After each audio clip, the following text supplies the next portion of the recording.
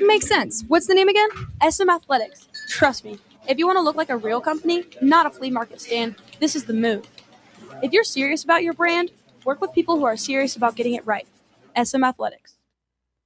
Hi, I'm Dr. Jacob Wilco at Knoxville Smiles. Have you ever wanted to improve the look of your smile? We know firsthand what the power of a great smile means to a person's confidence and health. Our team of doctors can provide you with an array of options for helping you achieve your cosmetic goals. From simply moving teeth into a better position, to reversible cosmetic bonding, to full mouth implant-supported dentures. It is our goal to help patients feel good about their appearance while achieving optimal health. Want to learn more? Call us at 865-539-1776 to schedule an evaluation, or visit us online at knoxvillesmiles.com.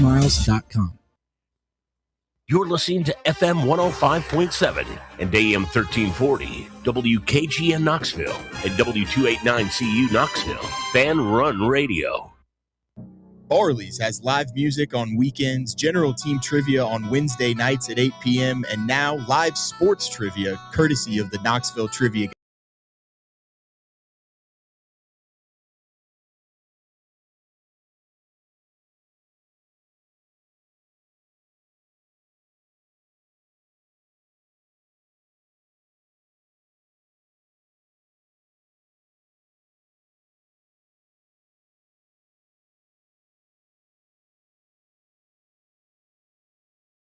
WKGN 1340, go Vols!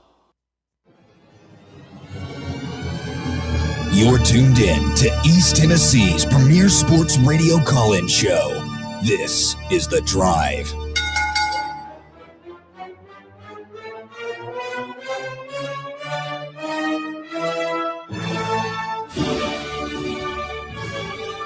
And hello, good afternoon, and welcome to another stellar edition of The Drive here on Fan Run Radio. Russell Smith punching the time clock at 3:01 on a beautiful Monday afternoon. Hope you're doing well. Thanks for tuning in. Just me and the Walkman today. Yep, just the Smith boys running the show today. Smith boys getting it done. Very, very different over here on Bob's side of the room. Well, it is. When was the last time you think you sat on that side? I've never sat on this side. That's a little weird. It's very weird. Disconcerting. Everything's back with like the microphone is on the other side.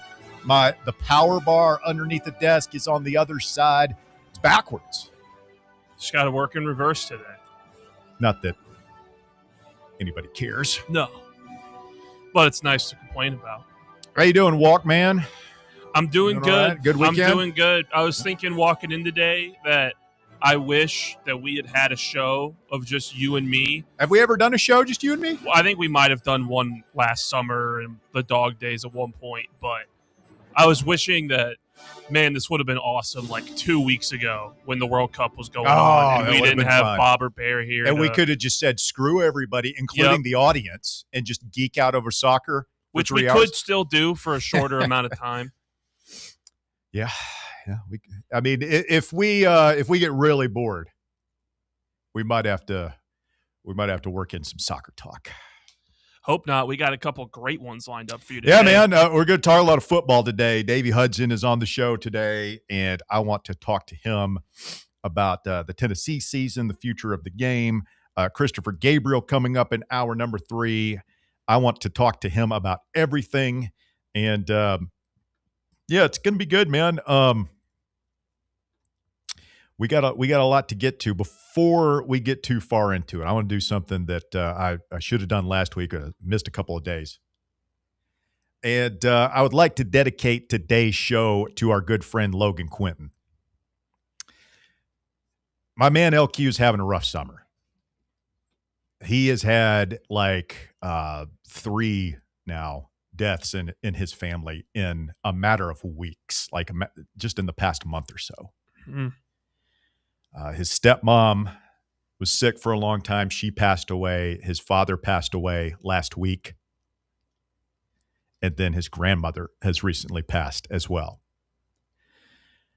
Man.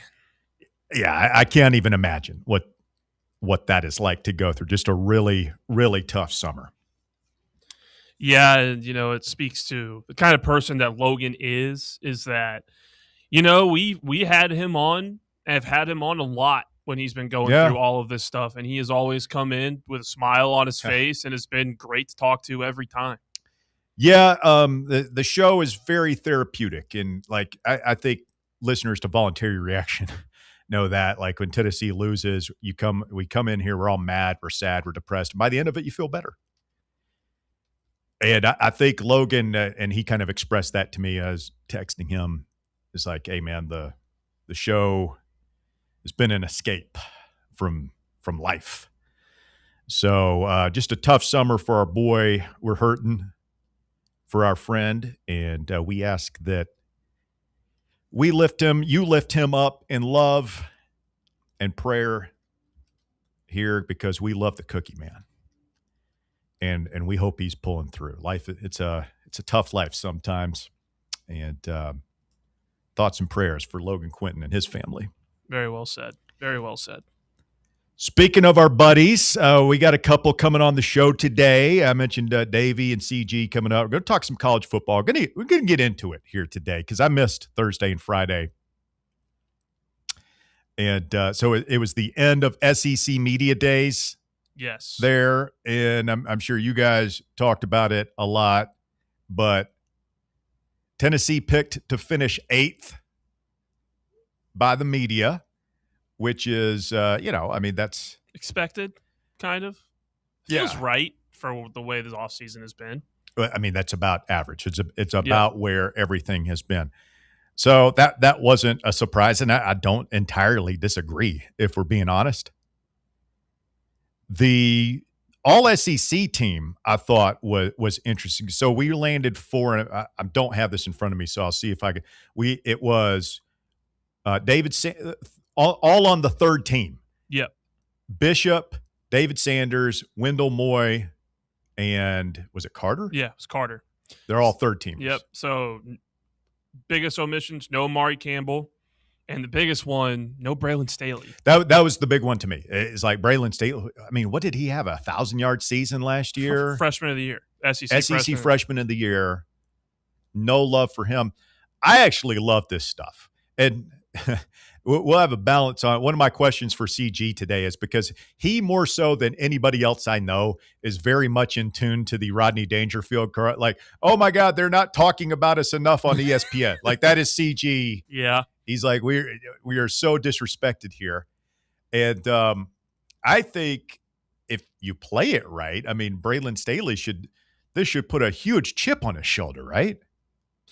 I think so. I mean, I don't know if he's that kind of guy that pays attention to it, but he's heard it. I would think so. And he was awesome last year. And if you see, like, hey, they don't think you're even going to be an all-SEC player after winning Freshman of the Year, I bet that is a little bit of extra motivation for him. I don't think any athlete worth anything says, I didn't get preseason all-SEC. I guess I'm not that good. I guess I don't know. Probably shouldn't put in as much work now. No, like all those guys are hyper competitive, and he will use that as motivation to go out and have a great season. And I know it gets a lot back to the quarterback thing and whether or not we have anybody that can get him the ball, but that kind of jumped out to me. I don't know. The Amari Campbell thing doesn't surprise me. He hasn't played in this league before. I wouldn't expect him. I wouldn't have voted him all SEC. No, that was more – Staley is definitely the one you look at. It's like, how is he not on this list? I was just saying that of the linebackers we have on our team, with Jim Knowles coming in, feels like Amari Campbell might be the centerpiece defensive guy compared to Arian Carter, who is coming off, turf toe on both of his feet. I just feel like Amari Campbell just might be the more important defensive player. But Braylon Staley is the big omission. Very important for us. There's a lot of guys important. They're all important. Everyone's important. Yeah, everybody's important, but some are more important than others. And we can get into that. Davey Hudson coming up here in a little bit. Georgia picked to win it. Close between Georgia and Texas. Ole Miss and A&M tied for third in the league. Mm-hmm. So yeah, it'll be interesting. I'm looking at somebody else. That was 247s. So It's tight at the top I'm of looking the at SEC. this is also from 247. David Gabriel George, top 5 all time in most watched commitment live streams. Hang the damn banner. Danny White, top 5, 37,000 views, according to 247 and CBS Sports. I mean, we played it here live. Who knows how many people were listening to when we were playing it? Tennessee has 3 of the top 5 all-time most watched live commitments in 24/7 sports history. How long have they been doing that? I don't. I'm trying to think of who it could be. Who do you think they are? The other two? I'll give you a hint. They're on this team. Was Faison one of them? Faison is number 3 at 40,000 views. Was Tristan Keys? No. David Sanders? David Sanders Okay. Jr. is number 4. We have 3, 4, and 5. And just to give you an indication of how weird this stuff is, number 1 is Jasper Johnson. I don't even know who I that don't is. know who that is. He's wearing a Kentucky gear. Kentucky football? Maybe a basketball player. I don't know a basketball player named Jasper Johnson. Hold on. Quick Google. Here, let me figure out who this guy is. Yeah, he's a basketball player. Guard. 20. Oh, he was on last year's team. I have no idea who that is. I think he was a freshman on last year's team that just didn't play. And then number 2, and maybe this is like a combo, 2 guys committing at the same time, or maybe they just tied with 41,000 views. Colin Simmons and Caden Durham. No idea who those kids Isn't Colin Simmons the edge rusher at Texas?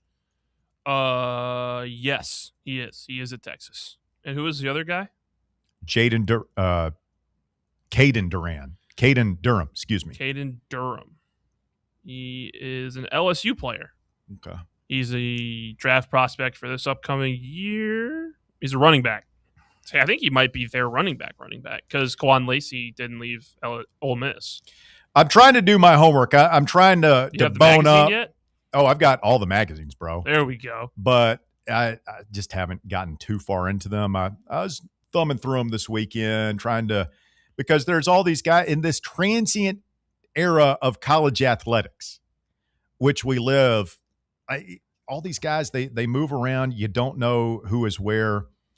And so you got to know these names, right? In the SEC. Like if I asked you who Trevor Gooseby is. No clue. First team all SEC offensive lineman from Texas. You got to know these things, You're right. Walker. You got to know these things. Colin Simmons. Do you know Dylan Stewart? I know the name. I don't know where he plays.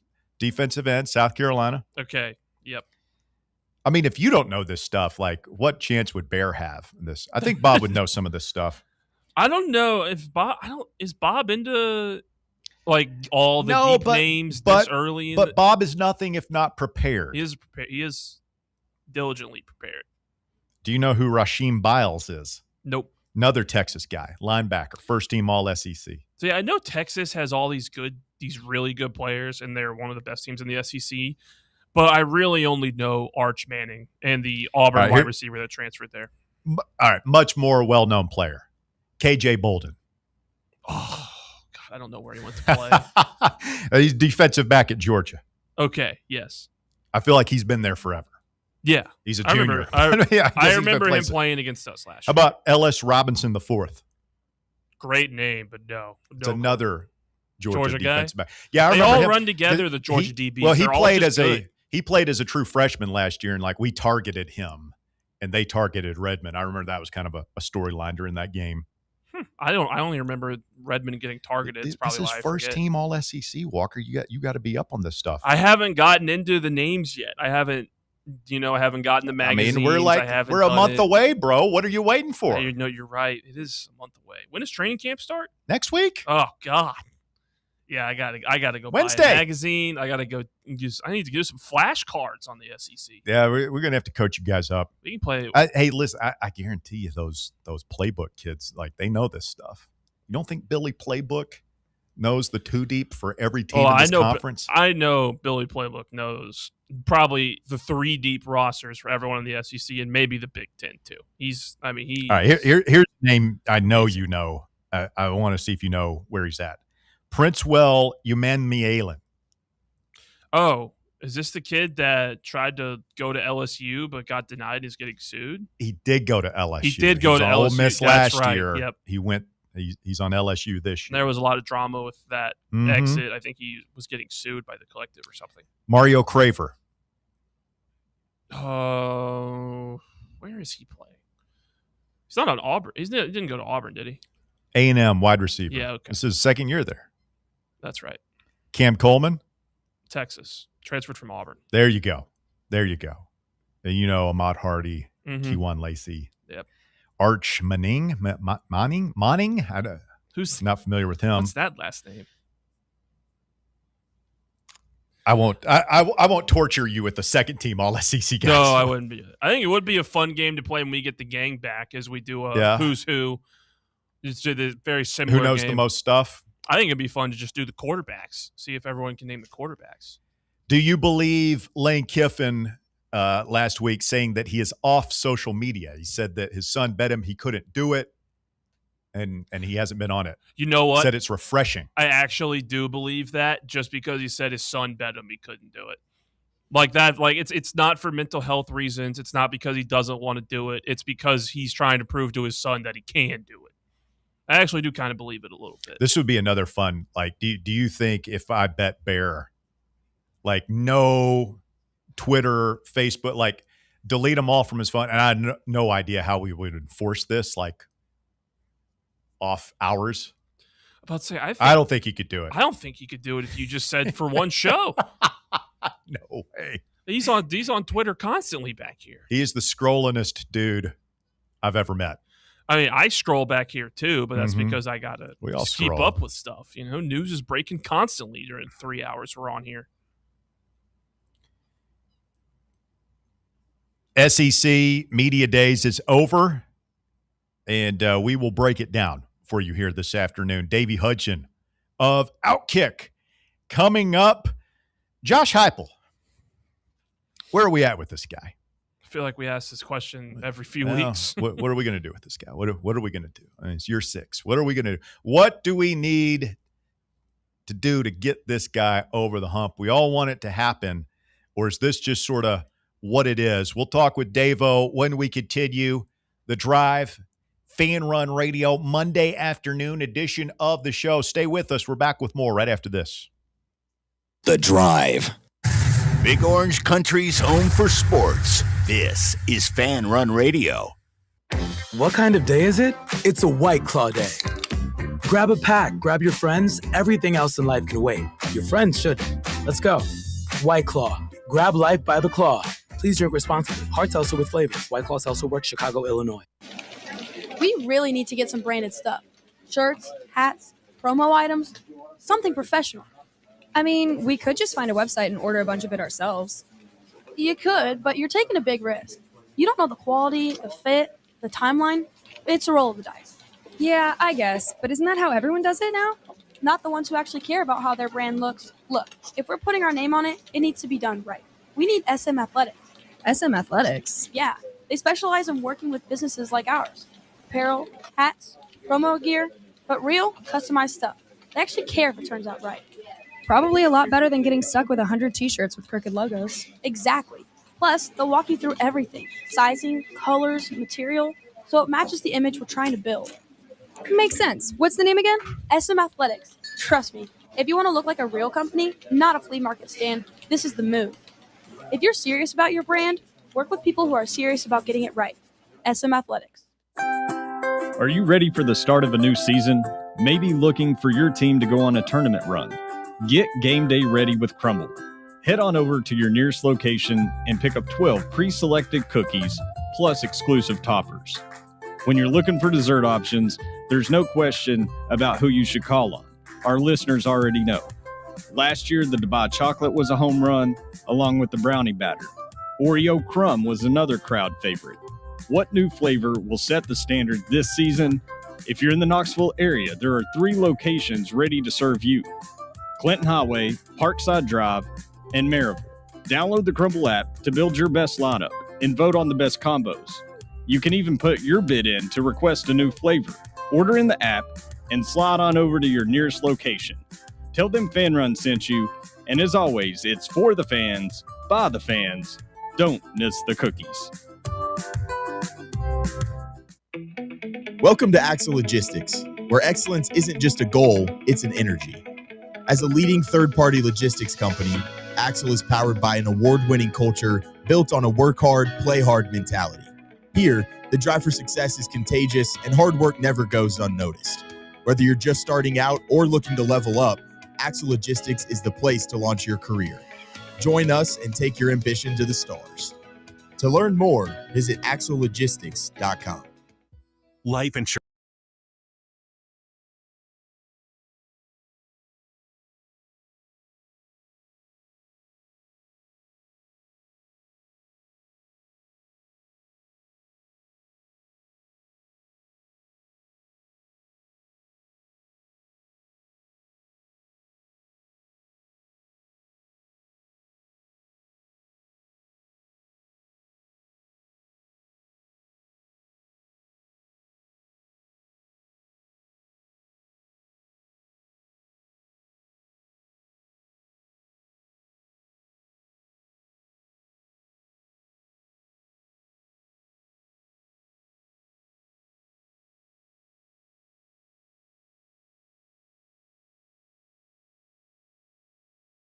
Doing the thing together. The Smith boys at it on a Monday afternoon here on Fan Run Radio, and pleased to be joined by our old pal Davey Hudson of Outkick. Good afternoon, Davey. How are you, sir? Davey, you there? Davey, we cannot hear you, sir. We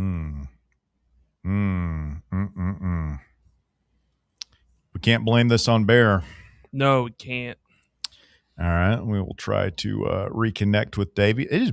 I don't know what to do. It's been so long since we've had a technical snafu like this. I don't even know what to do with my hands. I don't know what to do with my hands back here. We'll work on it. We can get him on the phone if we need to take a second. Davey, I will say, if you can hear us, we can see you. We just can't hear you.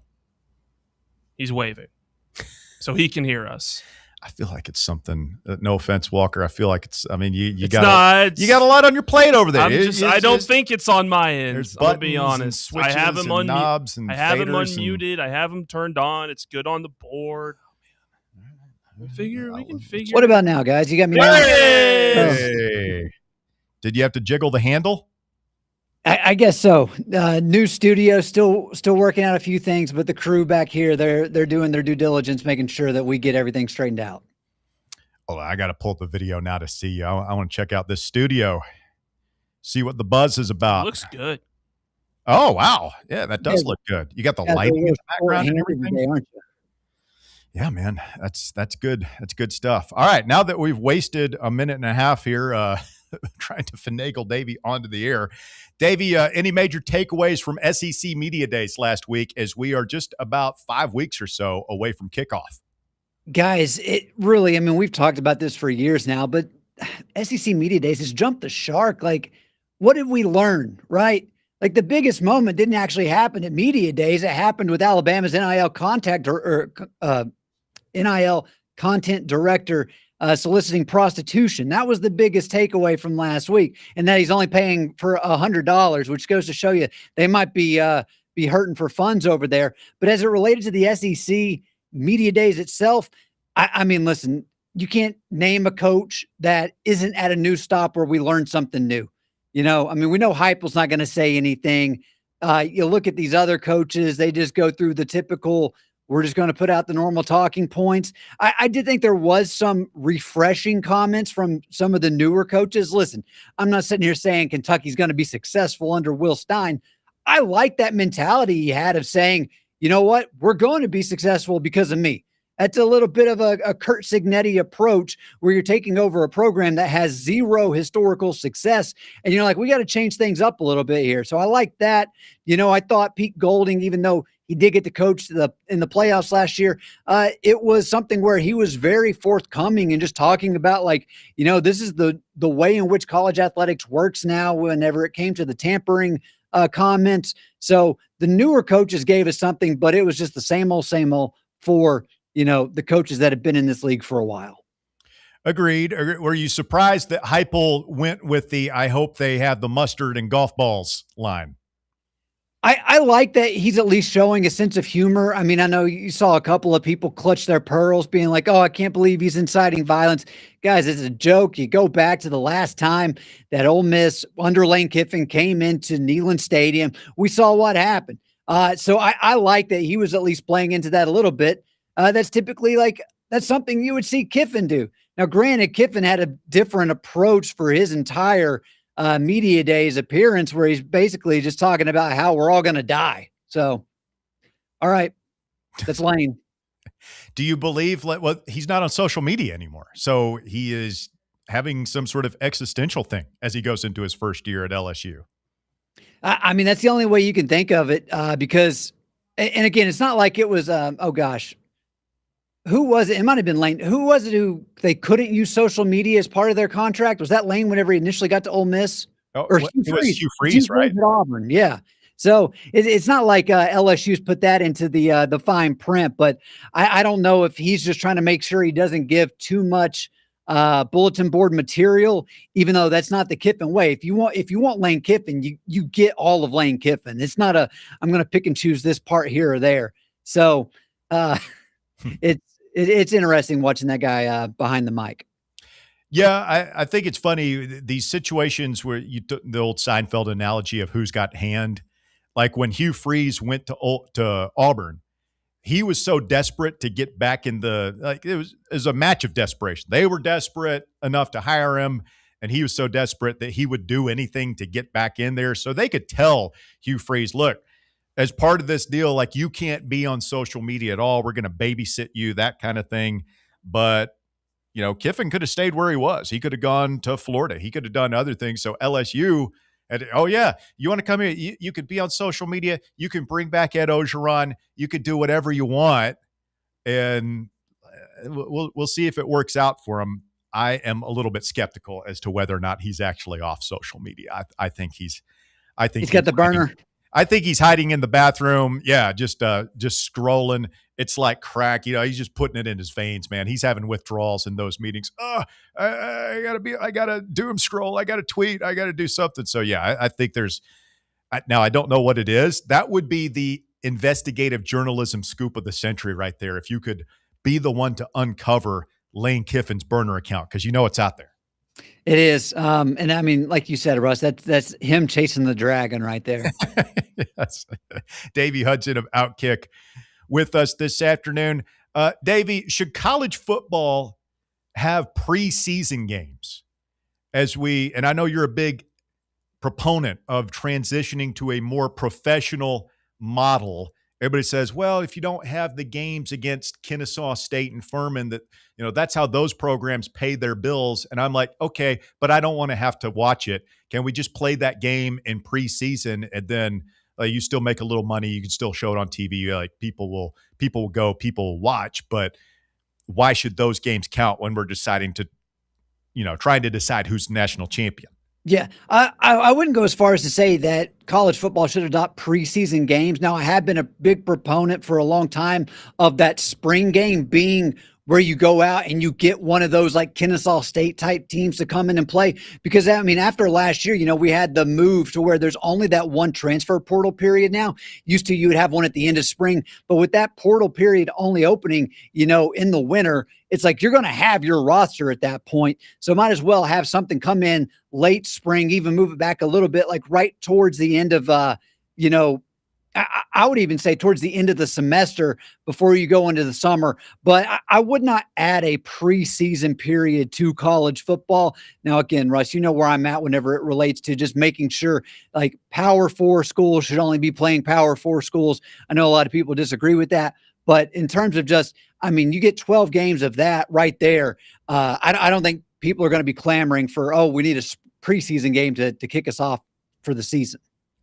Yeah, I'm just trying to figure out how to get rid of these games in the fall schedule. You make a good point. As I'm sitting here like listening to you talk, I'm like, well, a guy like Josh Heupel isn't going to, like, I don't even know if he might play as quarterbacks, but he's not going to play like David Sanders or Deshaun Bishop in a game that doesn't matter. So they would probably be just as irrelevant as the professional preseason games, which, hey, at least we've got those down to 3. Isn't there momentum to get them down to 2 and then add another regular season game in the NFL? Yep. That's when I was going to make. Yeah, they're even looking at reducing the amount of preseason games right now. And then, yeah, it would be a 2 and 18 model where we currently have 17 regular season games, but 2 and 18's what's potentially on the horizon. Now, granted, that'd have to go to the next collective bargaining agreement, but I think there's at least more momentum for that than there is to add back that 4th preseason game. Aren't they also looking at putting another bye week in there as well? Like almost a universal bye week. There was that's been talked about. Yeah. Well, when you say universal, they're never going to take an entire week off altogether. Like that would just listen. That ain't the NFL's mantra. But I could easily see them doing 2 bye weeks, kind of like we've seen for college football over the last couple of years. And I think that's worked out well. Like I like, because there are so many games, it's like, all right, give your team a little bit more time to rest throughout the season, because, I mean, we've just seen these injuries be more and more prevalent and take its toll. So I think as we also try to look at once the back half of the season gets there, especially for the teams that are playing deep into the college football playoff, that is something where it's like those injuries obviously pile up. And so just an extra week off here or there could make a huge difference for a team. Davey Hudson with Outkick, a proud graduate of the Fan Run Academy of Broadcasting. He will be back with us for Voluntary Reaction after Tennessee games this fall, and we can't wait for that. Dave, Josh Heupel, where are we at with this guy, big picture wise, as we enter year 6? What does he have to do to take the proverbial next step? Yeah, proverbial next step, it's winning a playoff game. That's just simply what it is. Again, as we look at the playoff model, I'm not too concerned with, we got to win the SEC. I think that's kind of an older way of thinking. While it would be great to do that, we've had that conversation about, well, if you make it to the SEC championship game and then you were to lose, what does that exactly do from a seeding standpoint, to where it's like, all I care about is just getting into the playoff. And then how do you perform in that first game? Would love to get home field advantage. But for Josh Heupel right now, I think, we can kind of separate the season into 2 parts, because you are going to be putting out an unproven quarterback. As I look at this schedule, I'm not asking for much to say, when we sit halfway through this season, Tennessee should be 5-1. You've got Georgia Tech, which is a very winnable game. You've got some of the smaller opponents, like we're talking about trying to get rid of those games. But when you look at the SEC, obviously Texas is in that conversation. But then you have Auburn and Arkansas, 2 teams that had terrible seasons last year. They're introducing new head coaches. So even if you just chalk up the Texas game as a loss, which again, that's going to be at Neyland. I wish it was later, not a noon kickoff. But I mean, 5-1 to start off that season, you're sitting in a really great spot. And hopefully whoever you do have under center's had some time to develop, get a little bit more of a understanding of how the game's going to flow. And at that point, whenever you do hit the really tough part of that SEC schedule, it's like, okay, we can take that approach and see how this team's going to gel. But for Josh Heupel, I still, man, I sit here right now and I'm thinking it's going to be an 8-4 type season.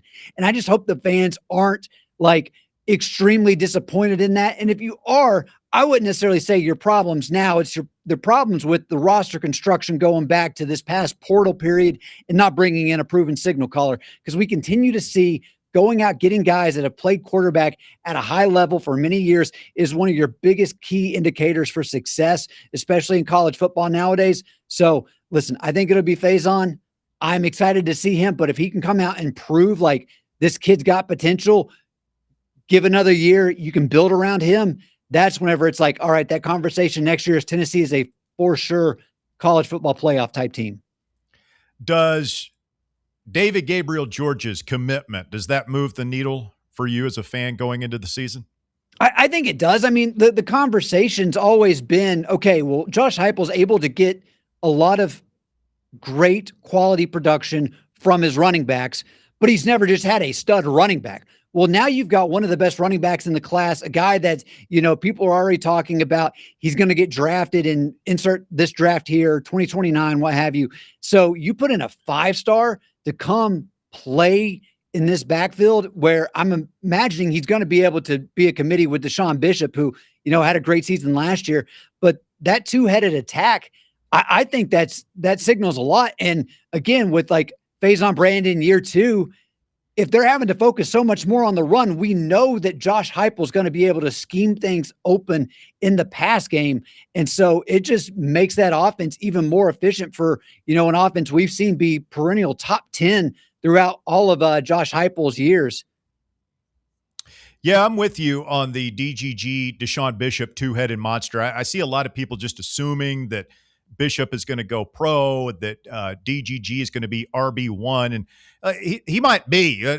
I just think I don't see – I think Bishop is a fine player. I don't see him as getting drafted after this season. Maybe I'm wrong. Maybe he has, a 2,000-yard season and goes to the league, but I could see him sticking around in 2027 and splitting carries with a true freshman DGG and just sort of it being a hot hand type scenario. And I actually think that would be beneficial for both of them to have a little, somebody to take the load off and have some depth at that position as well.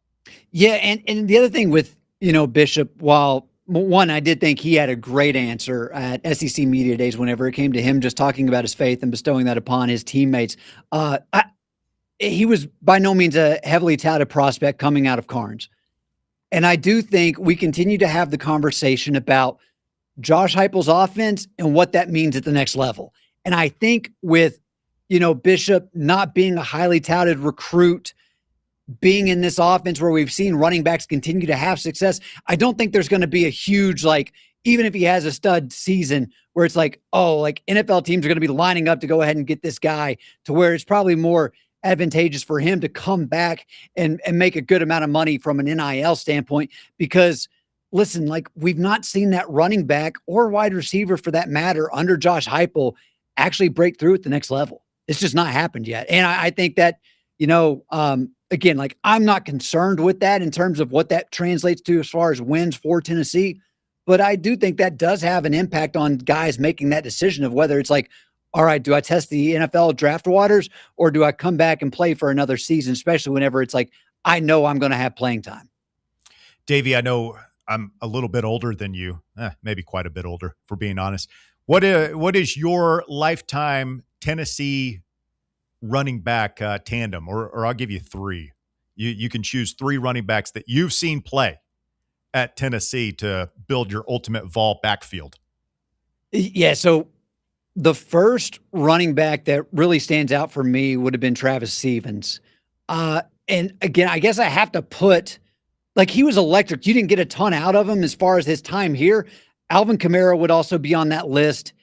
And then if I'm looking for a third, just simply based off what he was able to do from the touchdown record, I have to throw Dylan Sampson in there. So Travis Stevens, Alvin Kamara, and Dylan Sampson. And again, Russ, I know you growing up in the 90s, Yeah, my team's so much better. Yeah, I knew that would be the case. You are just, but you overlook from your era, Foster and Hurd, who were big dudes. Arian Foster was one that I was thinking of. Yeah, but they're maybe both of those guys not as likable as the 3 that you mentioned. Well, with Hurd too, it's one of those things to he easily could have broken the all-time rushing record here at Tennessee had he decided to stay.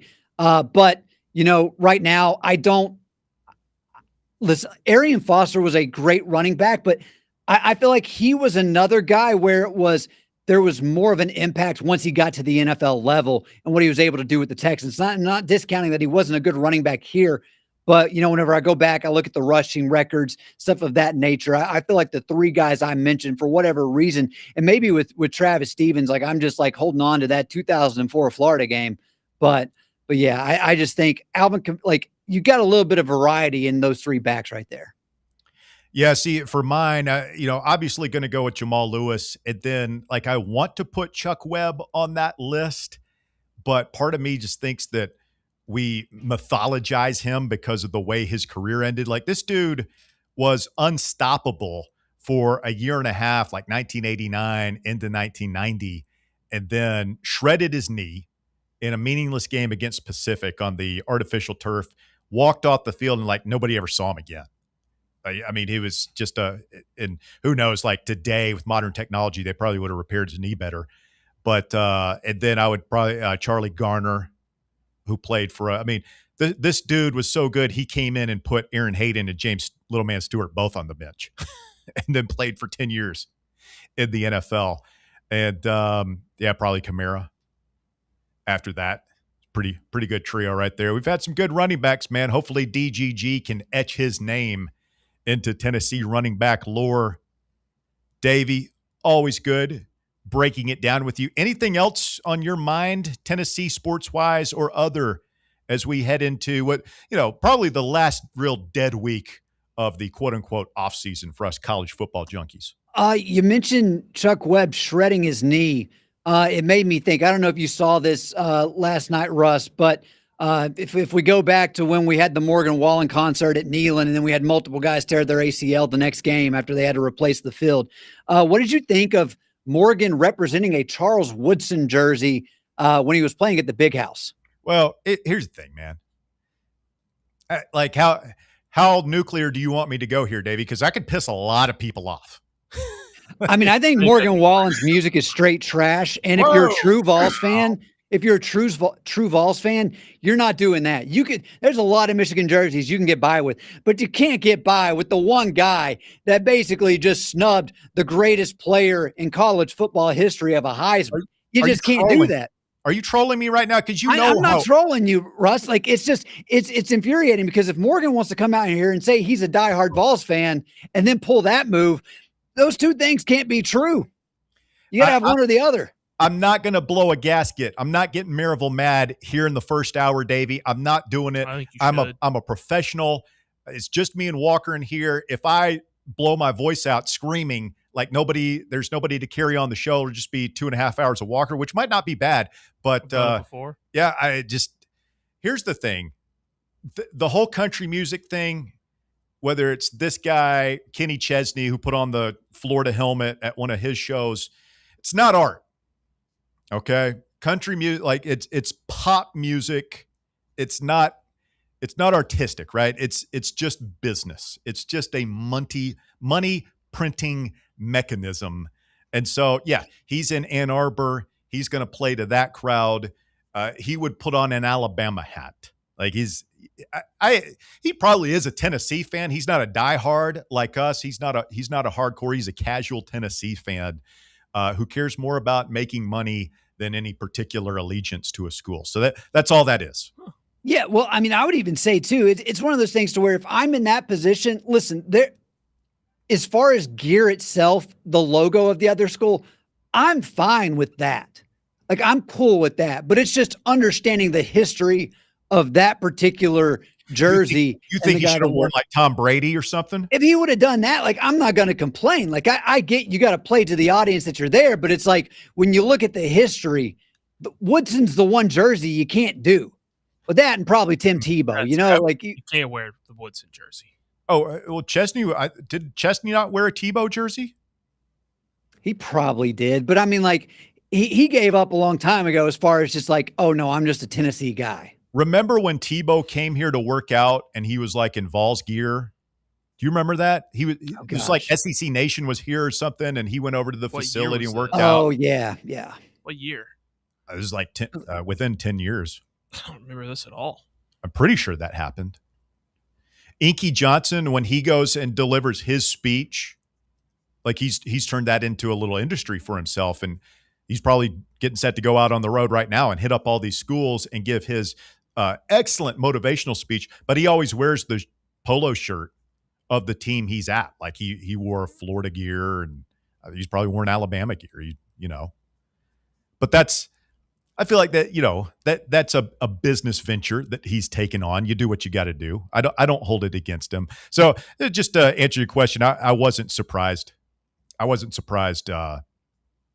Davey, that he would do that. But yeah, it triggers me for sure. Everything about Charles Woodson in the 1997 Heisman Trophy fiasco pisses me off. Still hasn't gotten over it. Never get over it. Never. I will take that one. There's not a lot of hate, Davey, that I'm taking to the grave. I'm taking that to the grave. I will never get over it. I will never make peace with it. I hope when they put me in the ground, I hope they mention it, the eulogy. He's still pissed off about it for all eternity. We got to make sure that gets mentioned in the eulogy. The only thing that came out of Woodson winning the Heisman was Norm Macdonald's SB joke.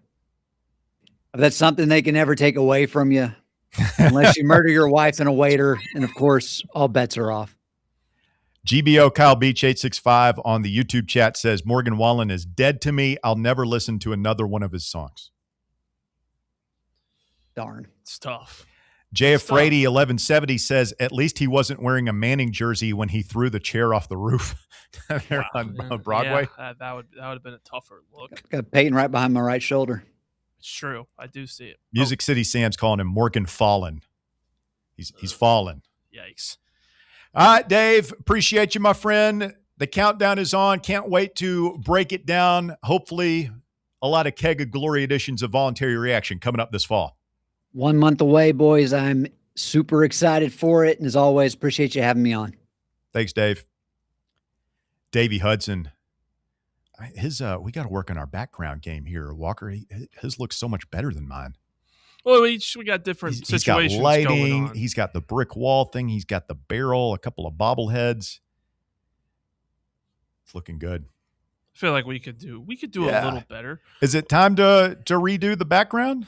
I mean, we got to get some stuff for the I think so too, man. I like stuff in the back. Like we need a lot of some good photos. Like, I mean, the viewers can't see it, but that Chris Johnson jersey right next to you would be great behind you. The picture above it would be great. I just realized that takes on a whole new level of meaning now. It does. It was just sort of a thing to me before, and like now it's, I won't say special because that's the wrong word for it, but it's just it holds more meaning. Yeah, I guess that is true. And we have a bunch of stuff back here too that is pretty good. Mm-hmm. I mean, we have newspaper clippings of the baseball team winning the World Series. I got some stuff we could bring in. We have some stuff. We obviously still have Bears Oasis thing, which will not make the background. No. Sorry. All right, quick timeout. Open up the phone lines to you, the listening public, this afternoon. 865-966-3435 is your number to get on board. 966-3435. It is The Drive. It is Fan Run Radio, and we are back with more right after this. The Drive. Streaming worldwide at fanrunradio.com and on the free Fan Run app. This is Big Orange Country's sports talk radio superstation. Fan Run Radio, Knoxville. Yeah, it's the beginning of the week, so there's not much to do in Knoxville, right? Wrong. Get out to Covenant Health Park because your Knoxville Smokies have Taco Tuesday and All-You-Can-Eat Wednesday with all the good food you can eat for less than $20. And that includes game tickets. Sweet. Thursdays, get your drink on with Thirsty Thursday and half-off draft beers. So beginning of the week blues, no more. Get your tickets now at SmokiesBaseball.com. Knoxville Smokies! Is your yard starting to look more wild than welcoming? Yeah, don't let your landscape be that house on the block. At ECR Total Landscapes, we make sure your outdoor space is something you're proud of. From de-weeding flower beds to leaf blowing, trimming, mulching, and more, completely customizable to your property's specific needs. We'll handle it all. Why spend your weekends sweating it out in the yard when you can just sit back and enjoy it? That's the ECR difference. And right now, new customers can get 10% off your first month of our monthly maintenance package when you sign up for a full calendar year. That's right. Consistent, reliable service at a price that makes it easy to get started. No sweat, no hassle, just a better looking lawn week after week. Call ECR Total Landscapes today and mention promo code FANRUN to save 10% on your first month. Call 865-384-2012 or visit us online at ecrtotallandscapes.com. Barley's has live music on weekends, general team trivia on Wednesday nights at 8 p.m., and now live sports trivia courtesy of the Knoxville Trivia Guys every Thursday night upstairs. The game starts at 7 p.m. and is free to play for everyone, so head on down to the Old City and show off your sports knowledge and win gift cards to Barley's. Use those gift cards to buy some delicious food and drinks, and you can take it all in with their wide selection of TVs and indoor projectors. Barley's Tap Room and Pizzeria. Hi, I'm Dr. Mike Costa with Knoxville Smiles. Are you hiding your smile, missing teeth, uncomfortable dentures, or afraid of long, painful implant procedures? Welcome to the future of dentistry right here in East Tennessee. Introducing the Knoxville Smiles Robotic Implant Center. We are the #1 robotic dental office in the area, offering minimally invasive, advanced robotic guided implant dentistry. Using our Yomi robot system and 3D facial scanning technology, we can map your mouth with pinpoint accuracy, far beyond what human hands can do alone. What does this mean to you? Unmatched precision, faster healing times, and reduced discomfort. Don't wait to get your confident smile back. Here at Knoxville Smiles, we make restoring your smile easy. Call us today at 865-539-1776 or visit us online at knoxvillesmiles.com and make your appointment today. Smile brighter with Knoxville Smiles. Vol fans.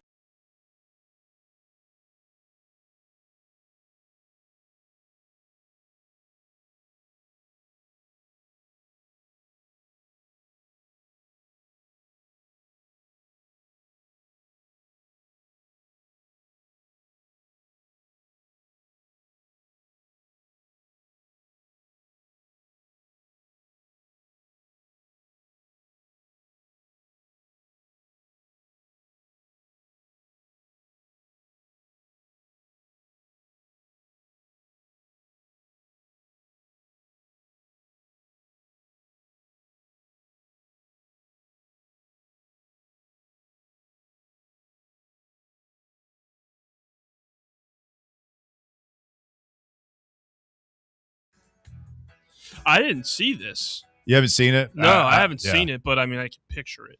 He's in the Charles Woodson jersey.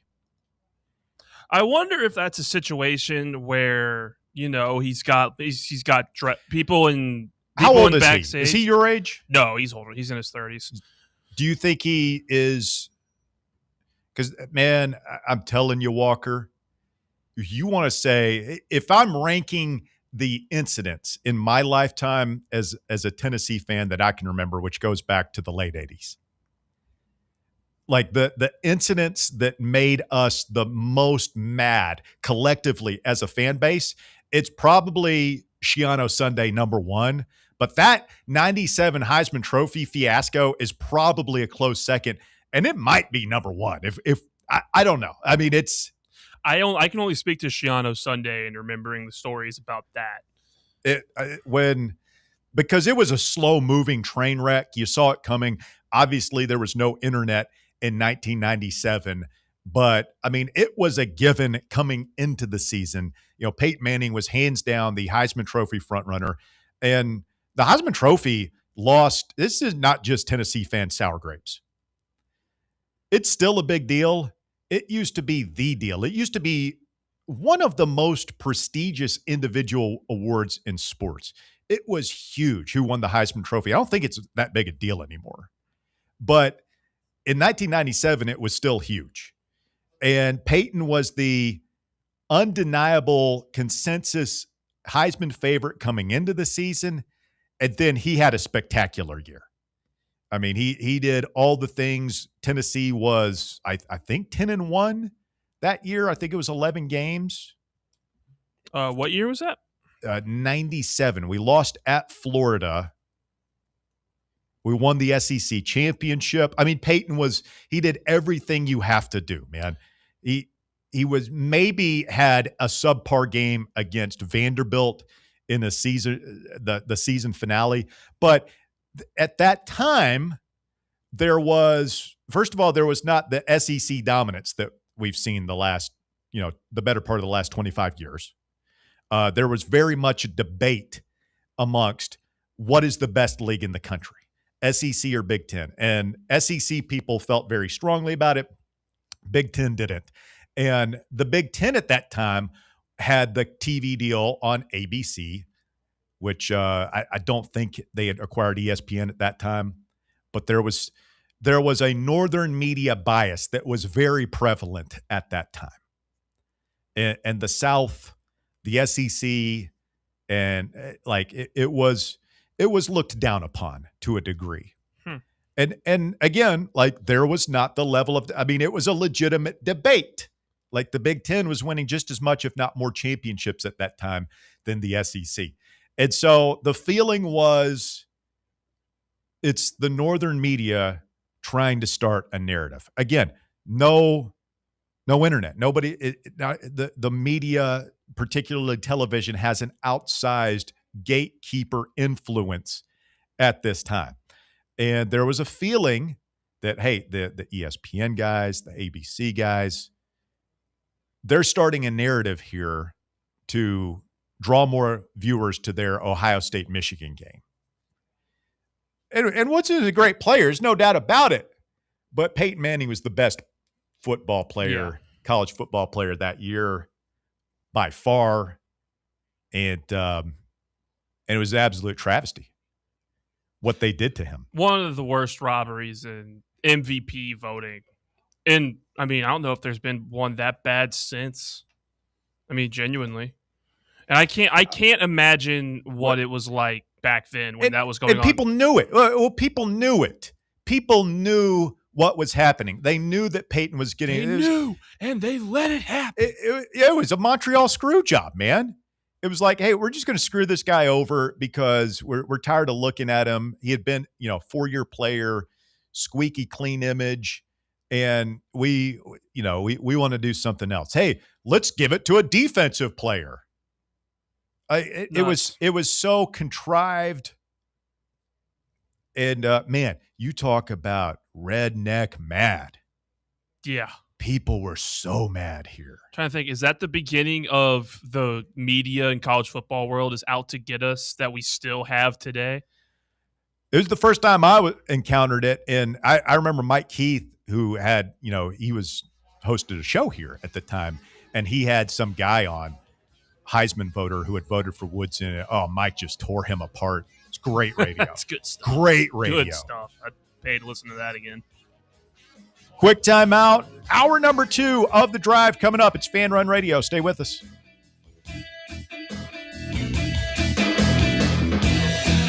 The Drive. Join us for the 3rd annual Fan Run Night at the Smokies, Thursday, August 13th at Covenant Health Park. Come hang out with the Fan Run crew and arrive early to pick up some swag as we watch the Smokies take on the Rocket City Trash Pandas on a Thirsty Thursday, featuring half-price draft beers all night long. It's the 3rd annual Fan Run Night with the Smokies, Thursday, August 13th. Listen to Fan Run Radio for details on how to score free tickets.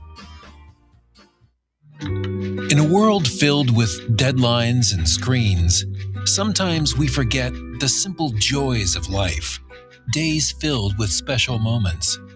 At Inward Half, we understand the essence of these moments. Feel the difference between our breathable fabrics and flexible apparel as you disconnect from the hustle and bustle and reconnect with what truly matters. Inward Half, simple luxury for on and off the course. Hey, Vols fans, Cody Brown here. I grew up right here in Tennessee and know what it means when someone says, I've got your back. That's why you can trust Farm Bureau Insurance of Tennessee. Whether it's your home, your vehicle, your family's future, or the business you built from the ground up, we will show up for all of your insurance needs. We are Tennesseans who understand what matters, which is doing right by you.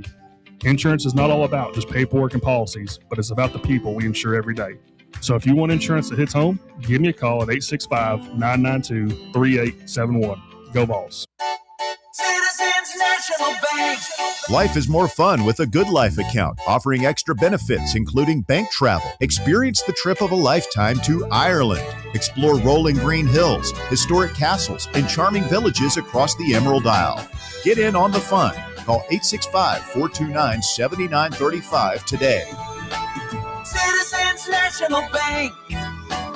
Banking never felt so good. Member FDIC. Are you thinking of buying a home but don't know where to start? Well, call VFL Josh Travis, your local mortgage expert with Foundation Mortgage, based right here in Knoxville. Whether it's your first home or your forever home, he'll keep the process simple every step of the way.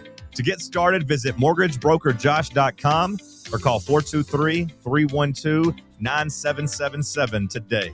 Foundation Mortgage Company, LLC is an equal opportunity housing company. NMLS number 1387311. Welcome to Axle Logistics, where excellence isn't just a goal, it's an energy. As a leading third-party logistics company, Axle is powered by an award-winning culture built on a work hard, play hard mentality. Here, the drive for success is contagious and hard work never goes unnoticed. Whether you're just starting out or looking to level up, Axle Logistics is the place to launch your career. Join us and take your ambition to the stars. To learn more, visit axlelogistics.com. You're listening to FM 105.7 and AM 1340, WKGN Knoxville, and W289CU Knoxville, Fan Run Radio. Come on, Liam, let's go. Get open. Come on, go for it. Wake up. Wake up, Liam. Oh, come on, use your head. Gotta want it. Dominate. There he goes again. Liam's dad yelling from the stands, trying to relive his glory days. I know. We're just trying to have fun out here and play with our friends. Like, it's not that deep.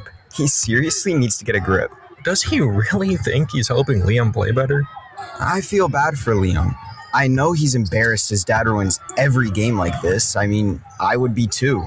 Someone needs to tell him this isn't about him. Yeah, stop trying to coach from the stands and just cheer. That's what Liam wants. That's what we all want. Be your student's biggest fan, not their biggest critic. This message presented by the NFHS and the National Interscholastic Athletic Administrators Association.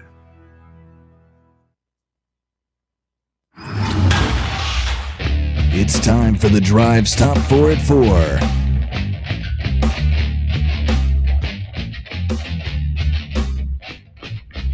Hour number 2 of the drive underway, Fan Run Radio, and time for the top 4 at 4. It's brought to you by Knoxville Smiles. Walker Smith, what you got? Thank you, Russ. At number 1, the SEC and Tennessee released their full conference schedule for the 2026-27 season. Basketball season. Basketball, yes. The Vols will open conference play against Vanderbilt at home on January 2nd.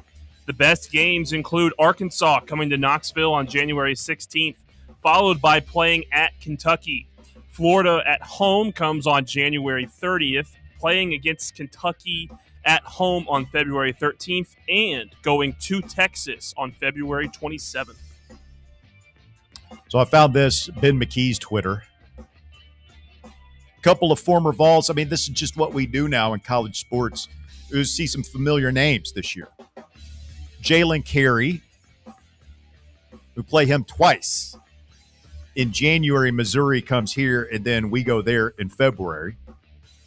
Cade Phillips, we will see him at Texas A&M in January.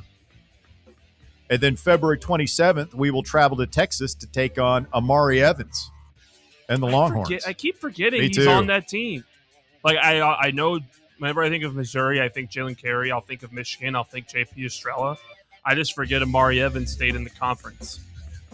That's going to be weird. Who did he go off against? Was it Vanderbilt? It was Vanderbilt at home that we lost, but he had like 25. Because Nate didn't play, right? Yes, because that was like the tail end of his injury before March Madness. Did he have an ankle? Nate, yeah, he had his ankle sprain or whatever it was from the Missouri game. Oh, that's right. When we It played hampered him originally. the rest of the season. Yep. Feels like ages ago. I know. And what are we even halfway in between when the season ended and when the season starts? Probably right about halfway. Yeah. Got a long way to go. Yep. It's a good thing we got football coming back. Yes, sir. So close, boys. So close. At number 2, UNC and Coach Bill Belichick are facing more drama today as football general manager Michael Lombardi, a top aide to Belichick, has been placed on administrative leave by the university, and it was announced an hour ago that they are under investigation by the College Sports Commission, the entity that handles compliance and enforcement of NCAA and NIL rules. UNC announced Monday that Lombardi's leave is effective immediately, but did not disclose any other details. The school's decision stems from a human resources complaint filed by a former UNC front office employee. Well, so I think we all had whenever somebody's placed on administrative leave, it's like, oh, he did something he shouldn't have done with somebody he shouldn't have done. Yeah. And then the investigation by the like that made me think that maybe it was just some sort of NIL deal, that they're working in the gray area. But then that last thing you said, so there is a human resources complaint. Yeah, which is like, it feels like there could be two different causes for this. Like, he could have done both. He could have had some sort of human resources thing that got swept under the rug for a little bit. Or here's the conspiracy you see, is that Bill Belichick knew about this HR thing for a while, and then found out the NIL thing was about to get investigated, which Michael Lombardi is the general manager, so he normally handles that stuff. So he's using the HR thing as an excuse to get him out of the building because of the NIL, whatever is going on there. You have been spending way too much time next to Bear. I mean, does not fit. Does it not make sense? You think Belichick would frame him for some sort of... No, he's not framing him. Impropriety? But it's something that he was initially going to let go, and then this popped up, the CIS thing, whatever it is. And he's like, okay, well, actually, we're going to... I just think the whole North Carolina thing is a complete dumpster fire. It's only been a year. I mean, they're like us in the Dooley, Butch, Pruitt debacle, the decade of dysfunction, as Mark Nagy refers to it. They are like Nebraska right now. They are like Auburn right now. You realize Auburn hasn't had a winning season in like 5 years? Yeah. I couldn't believe that. Florida. It makes sense. When you think about Auburn hasn't been good in what feels like forever. So that makes sense. Florida is a different story. We've chronicled the Florida struggles a lot here. North Carolina is just a mess, man.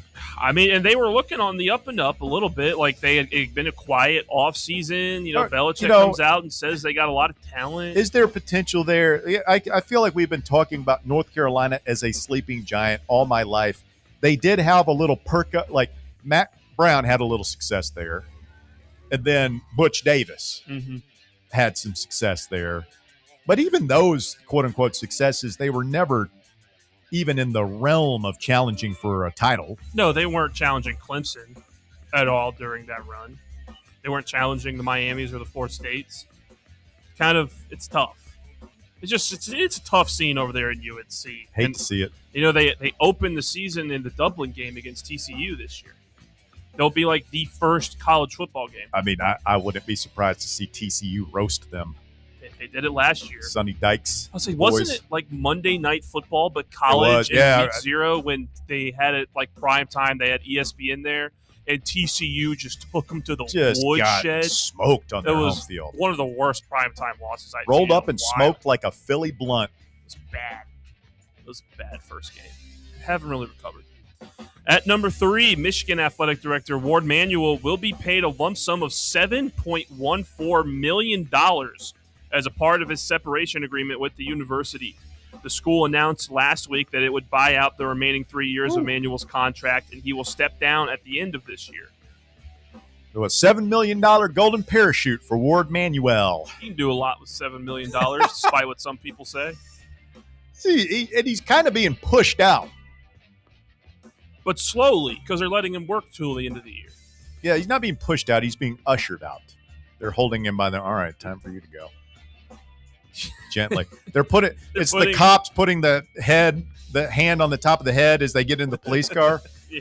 Always like that. Like, we've just beaten the living crap out of you with nightsticks. We pepper sprayed you. We tased you.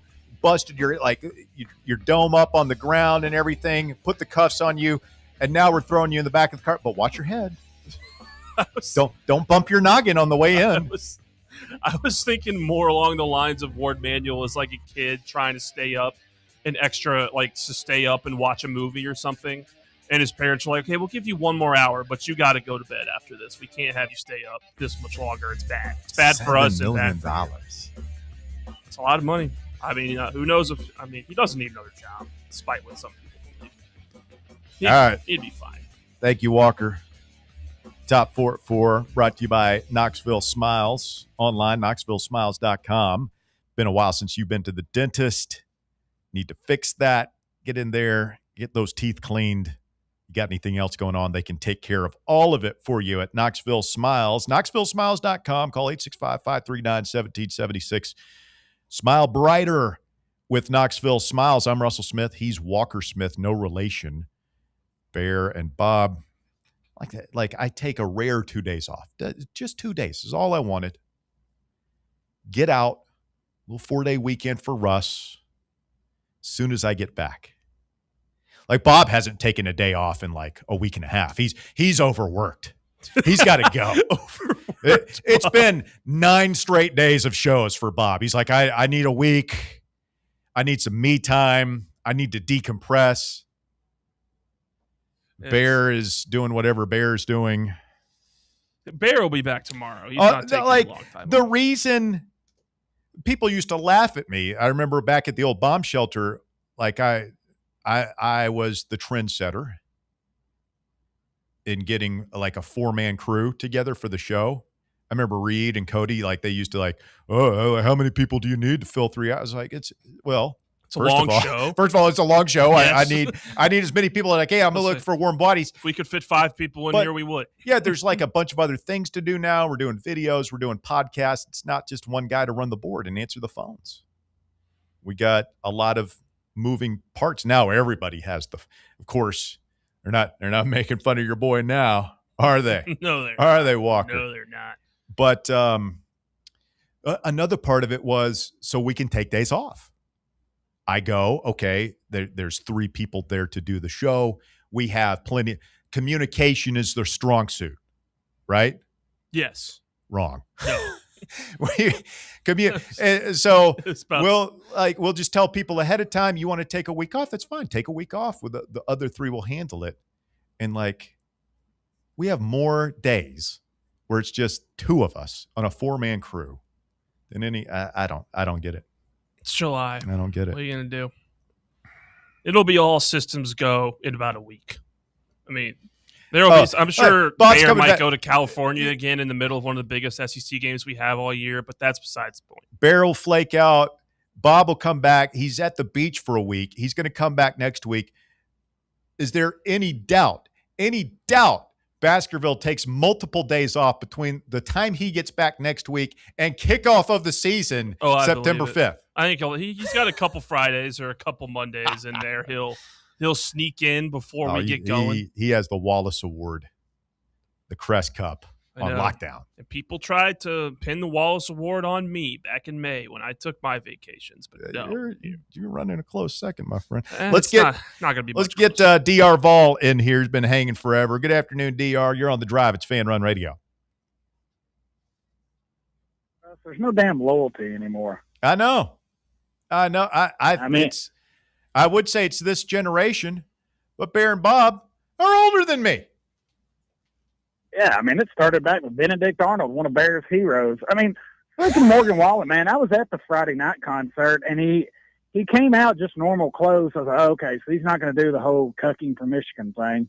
And then he came out with the Glenn Rice basketball jersey. That didn't really bother me. I mean, that's before. Mm-hmm. Not before my time, but before I watched college basketball. So I didn't have a problem with it. Okay. And then I saw that picture that was shown of him and Woodson, like, dude, come on. Got to be smarter. And then you got, hell, you got Peyton out there. He's pulling for us to get our eyes beat shut against Texas. Are these bad omens before the season, Dr.? Yes. Our most famous fans are starting to wane. Is 7-5 incoming? Are we about to have a complete disaster season? God. Yeah, I mean, what next? You think that Dolly Parton's going to be singing halftime for Vandy next? I can see it coming a mile away. Dolly's brother died today.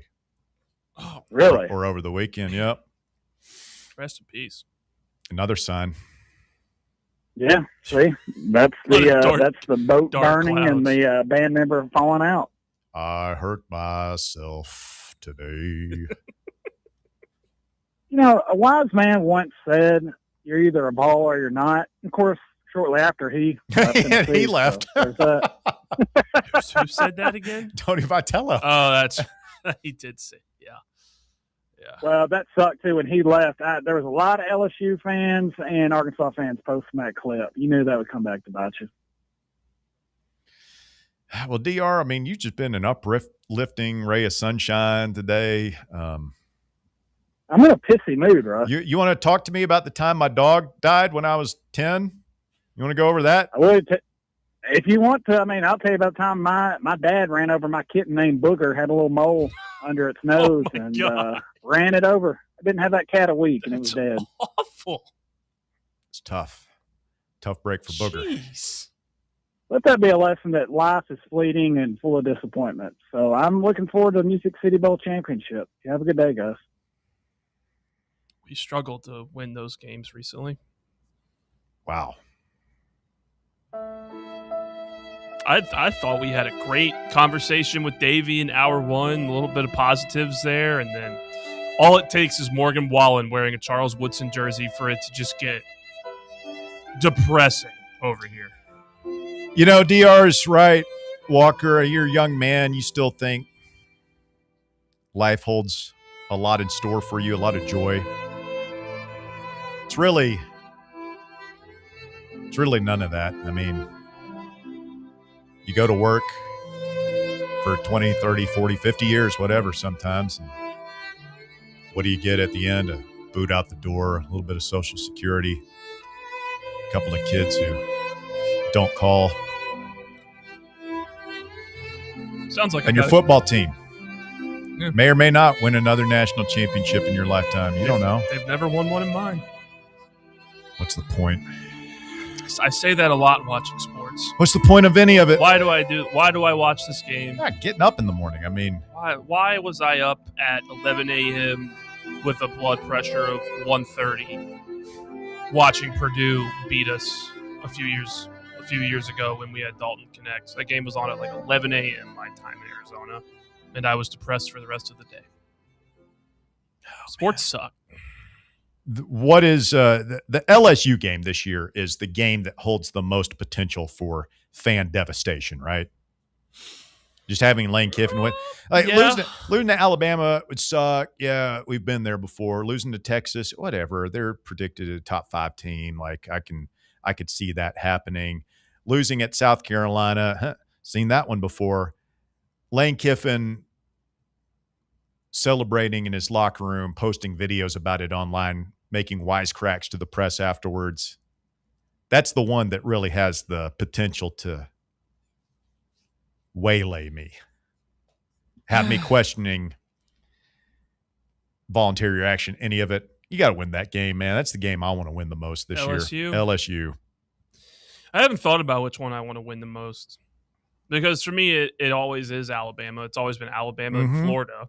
It's a big one. We don't have Florida anymore. Lane is coming to town.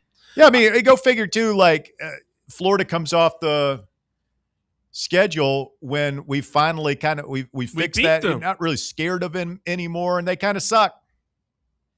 It's tough.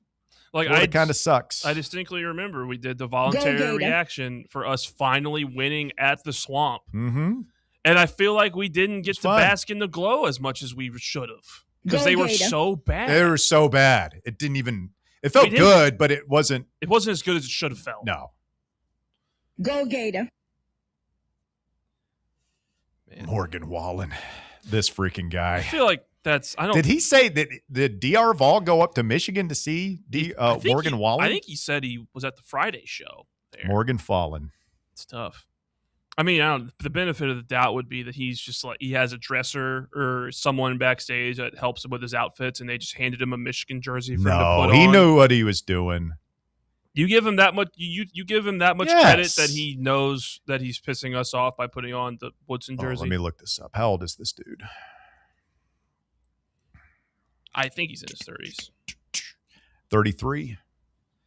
So he's born in 93. He was 4 years old in 97. He might not know. So do you think there's any way? Is he just? I don't keep up with it. Is he just way too famous? Like, could we ever get him on the show? Yeah, he's way too famous. he's the most famous country music artist in the world right now. Really? Yeah. Dude who went to Gibbs. In terms of fame, yeah, he's Did he go to Gibbs? Yeah, he or was went that to Gibbs. Chesney? No, he went to Gibbs. They both went to Gibbs? Yep. He donated a bunch of money to Gibbs like last year. He's 4 years old in 97. He might not fully understand. That's what I feel like happens. And what I want to believe, because I don't hate Morgan Wallen. I like some of his music. I feel like that's a move where he's he knows he's going to wear something Michigan, and like one of his dressers just hands him a jersey and he just puts it on and doesn't think twice about it. Well, he's a sports guy. He knows who Charles Woodson is. But he wasn't. Like, he's not like. Why are you white knighting for him, Walker? Because I don't hate. I don't like hate his music? Morgan Wallen. I like some of his music, and also I'm You just don't giving the want to benefit of think- the doubt. Where like with me, it's very different. Where like I wasn't born. He was 4 years old.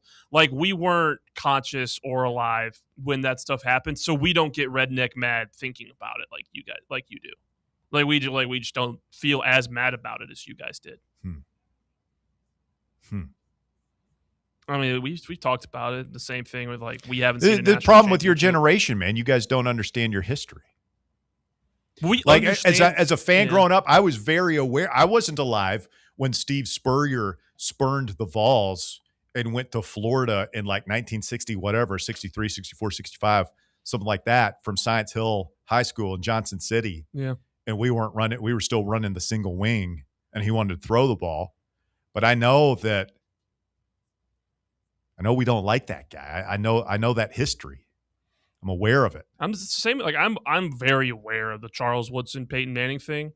It's just different having not like lived through it and feeling that kind of anger in the moment. Doug Dickey, like when he left in 1969, I wasn't there. I wasn't alive, but I know the story. I know the story. Don't like him for it, but like I'm not pissed off thinking about it. I like getting pissed off about stuff that happened before I was born that I had nothing to do with. You're pissed off about Pearl Harbor, aren't you? I mean, yeah. Damn sneak attack. I feel like we got him pretty good. I feel like we got him back pretty good on that one. Okay, point taken. Think it's even? Maybe a little bit. Man, I watched, we'll get back to these phone calls. Marty Supreme. Yeah. Because that's got some Japanese. I wasn't even ready for that. What a great movie. It was so good. Yeah, you liked it? Yes. I thought it was really good too. It's stressful. It's like it wasn't like as stressful. Uncut Gems light. It had a little bit of that, but not quite that bad. Like Uncut Gems, I don't think I would ever watch that whole movie again. No, I haven't. I really want to watch Marty Supreme again. It was so good. I need to give it a little bit longer before I watch it again. Because there are times where you're watching Chalamet do stuff he does in that movie, and you're just like, I was like wildly uncomfortable. Like, this guy is just a bad dude. He's not good. Just a bad dude. When he told Gwyneth Paltrow, he's like, you still let me in your room and while you're on your break. She's a like, bad guy. You're disgusting. Just a bad guy. Did you see The Odyssey? No. Oh, man. You gotta go. It's too expensive, man. I'd go with the missus, but just go with the missus. Don't take the kids. They'll be fine. I'm so cheap now, Walker. If it costs more than $20, I'm like, eh. You just gotta do it like the old days. Do we really need this house? Can we just go live under the underpass? There's some much easier. nice apartments out there. All right, quick timeout. Jamie, hang right there. We're coming to you next. 865-966-3435. Your phone number to get on board. 966-3435. More Fan Run Radio coming up. The Drive. Catch up with all things Fan Run by subscribing to our podcast feed. Like, rate, and download the show from the Fan Run app or wherever you get your podcasts. White Claw is taking hard seltzer to new heights with White Claw Surge. At 8% alcohol, White Claw Surge is a stronger wave of refreshment that doesn't compromise on taste. Available in 4 bold waves of flavor like ripe blackberry, citrusy blood orange, zesty natural lime, and tart cranberry. Check out your favorite retailer in-store and online for the White Claw Surge Variety 12-pack and 16-ounce single-serve cans. White Claw Surge. Please drink responsibly. Are you ready for the start of a new season? Maybe looking for your team to go on a tournament run? Get game day ready with Crumble. Head on over to your nearest location and pick up 12 pre-selected cookies plus exclusive toppers. When you're looking for dessert options, there's no question about who you should call on. Our listeners already know. Last year, the Dubai chocolate was a home run, along with the brownie batter. Oreo crumb was another crowd favorite. What new flavor will set the standard this season? If you're in the Knoxville area, there are 3 locations ready to serve you: Clinton Highway, Parkside Drive, and Maryville. Download the Crumble app to build your best lineup and vote on the best combos. You can even put your bid in to request a new flavor. Order in the app and slide on over to your nearest location. Tell them Fan Run sent you, and as always, it's for the fans, by the fans. Don't miss the cookies. Vol fans, reimagine your home at Broadway Carpets and Flooring for any remodeling or building needs. With a variety of carpets, rugs, hardwood, vinyl, and stone, Broadway has all the flooring and installation options you're looking for, including pet-resistant products like Pet Perfect Carpet from Shaw Floors. Visit their showroom in downtown Knoxville or the location in West Knoxville located on Kingston Pike near Pellissippi Parkway today. Your smile is one of the first things people notice, so why not make it unforgettable? At Knoxville Smiles, we believe everyone deserves a smile they're proud to show off, whether it's time for a routine checkup, a professional cleaning, or something more advanced like teeth whitening or veneers. Our expert team is here for you. We use the latest technology to provide the highest quality care in a comfortable, friendly environment. At Knoxville Smiles, we don't just treat teeth, we treat people. Our goal is to make every visit as stress-free and pleasant as possible. So if you've been putting off your next dental visit, now's the perfect time to take the next step towards a healthier, brighter smile. Give us a call at 865-539-1776 to schedule your appointment. That's 865-539-1776. Or visit us online at knoxvillesmiles.com. Smile brighter with Knoxville Smiles. Heads up, Tennessee. Distracted driving is a growing problem across the country and the volunteer state. I'm Julie Mix McPeak, Tennessee Commissioner of Commerce and Insurance and the State Fire Marshal. As a mom and Tennessean, I'm concerned about distracted driving. Distracted driving causes injuries, raises our insurance rates, and costs lives. Distracted driving is anything that diverts a driver's attention away from the road. Drivers should always remember these tips before getting behind the wheel. Start sober. Never get behind the wheel of a vehicle while impaired. When you're driving, focus on the road, not your phone. No texting, no social media, just drive. Parents, be a good example to your children. Put your phone away.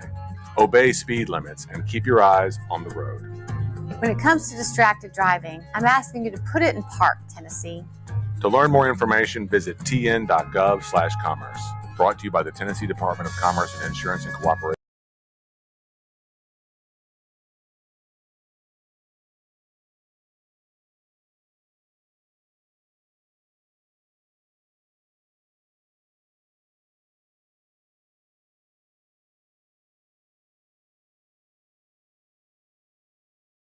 Podcast is presented by our friends at Broadway Carpets. You check them out online at broadwaycarpets.com. And shout out to the YouTubers today. We see you. We hear you. Be sure to mash that thumbs up button, like and subscribe. Got some good comments on your being a little cheap. Oh, yeah? What was this guy over here? I'm a little cheap. We have John Will Glass says Russell needs to go to the hospital for a gaping wound.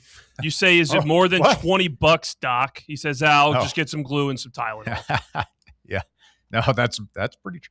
That actually happened to me a couple of months ago. That cut I had on my finger, that gusher that I told you about, like it wouldn't close up, wouldn't stop bleeding. My wife's like, you really need to go and get that stitched up. I'm like, yeah, but I have to be in the hospital for a couple of hours, the insurance. So probably like some stitches and some gauze probably cost like $900 now.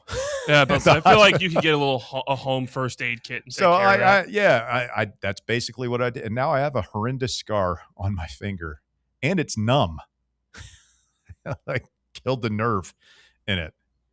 but at least I didn't have to go to the hospital. I haven't seen for 4 hours. I haven't seen the scar since you got it done. It's not that bad, but I can't feel the top of my finger. Still? No.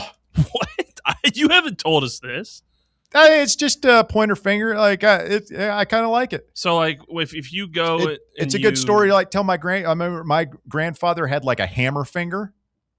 Yeah. You know what that is? Where like the finger's just like permanently bent at the top knuckle. Yeah. And now I've got a weird scar and a numb finger for the rest of my life. That's concerning. just the very tip. Just the very tip. I mean, if it's numb, like it's not debilitating. God, I can't believe. Have we talked about this on the show before? Because I would love to get Dr. Bear's opinion on your not being able to feel the end jacked of your up finger. Yeah, because I remember when it happened, it was bad. And Bob was very dismissive. I thought it was a good story. I was bleeding like a stuck pig, and Bob's like, put a Band-Aid on it, Nancy. Can we get on with the show? Can we please talk? Very dismissive. Can we please talk about San Diego State's game in the Mountain West last night? That's what he wanted. Because I think that was basketball season when that happened. Let's get Jamie in here. Jamie, you're on the drive, Fan Run Radio. Go ahead. So I ran the tip of my thumb through a Hobart slicer. Took the tip of it off. They they had to sew it back on, and it's weird, Russ. It's not that it's numb, but it's got a completely different feel to it than, and of course, our fingertips have the most nerve endings, man. They numb me up, but man, I felt every staple go through, but oh my God. Staple. Yeah, it was. Ugh. Yeah, but I tell you what, man, it goes faster. Rather than them. Did it go through your mind to just Ronnie Lott it and say, I'm good? It's just the tip of the finger. Like I'll just do without. Normally I do, but whenever it's past that threshold of like, man, I really got to have somebody look at this. It's off. Yeah, it's no longer there. I had to bring it in a towel and like, I don't know. God. Can y'all do? Yeah, it's a miracle worker though, man. They sewed it back on. It's still there. Good for you. I'm trying to think of like what injuries. It's on my left hand too, which is kind of, if it were on my right hand, might be more concerned, but left pointer finger. So I'm trying to think, like, what injuries do you immediately go to an urgent care for, and which ones do you? Everybody's got that line, I would say, like with me, if I have like a cold or something, I'm probably just gonna hang in and go get some cold medicine and be fine. But if there is like you're a tough guy, Walker. No, but like if there is any like sign of an ear infection or something wrong with my ears, I'm at urgent care immediately. Yeah. Huh. Because I grew up swimming and I grew up with ear. Well, I had ear problems even before when I was like an infant, and then I had ear problems swimming, and then I had some stuff in college with my ears. So like anytime something's wrong with my ears, I go to an urgent care. But like anything else, I'll earaches. Earache my eye. There's nothing like them, man. You almost want to jump off a building when you get them, man. It's like the pain. Yep, I've been there. Ever had that from the middle of your skull? The water is like stuck in your ear, and you just can't get it out, and you're like jerking your head side to side, and then when it finally does come out, it's just pure ecstasy. Oh God, it's so good. And you can hear better, and you didn't even know you couldn't hear. Yeah. Yeah, last year I went to you talk about how much sutures and all that costs, Russ. I went to the ER last year with sawdust in my eye, and they just took some syringes of saline and told me to bend my head over and hold a bucket myself as they saline my eyeball, and it pushed out the sawdust. That was $500. Hey, for $500, you better have the most beautiful nurse on the ward holding that bucket underneath you while they're fanning you, feeding you grapes and everything while they gently wash out your eyeball. Yeah, I was like, I guess I should be happy. There's probably discounted price since I held my own bucket. But Russ, you were talking about the Heisman debacle, the great thievery, the great screw job. You know what? I kind of had myself ready for it because I follow that Scripps Howard poll all year long. And, Peyton led it I guess it was Sunday or Monday that they'd come out in the with the latest rankings in the Heisman. And after Peyton threw for 5 bills and 5 tutties against Kentucky, he dropped. And I was like, it's over. If you can throw for 500 yards, that was back when 500 yards, nobody was doing that. We were running, everybody was running pro style. Yeah. Everybody was running fullbacks and quarterbacks were lining up under center. Nobody was throwing for 500 yards. And here comes Peyton on the road at Kentucky throwing 500 plus yards and 5 tutties, and he drops. I'm like, okay, if you drop after that performance, it's over. We were on our way to a Christmas party in Atlanta, and I made the bad mistake of taking it out on myself with too many gins and juices that night. No. Man, that'll do it. So with the 3 running backs, Russ, is there any setup to that, or are you just naming your 3 top in your lifetime? How are you doing that? Yeah, that's what we did. Phil named 4 on the chat, so we didn't really set parameters here, but yeah, we could do 3 or 4. You want to do a full on Mount Rushmore? Sure. And this is our lifetime, right? What we've seen? Or what you've seen with your eyes.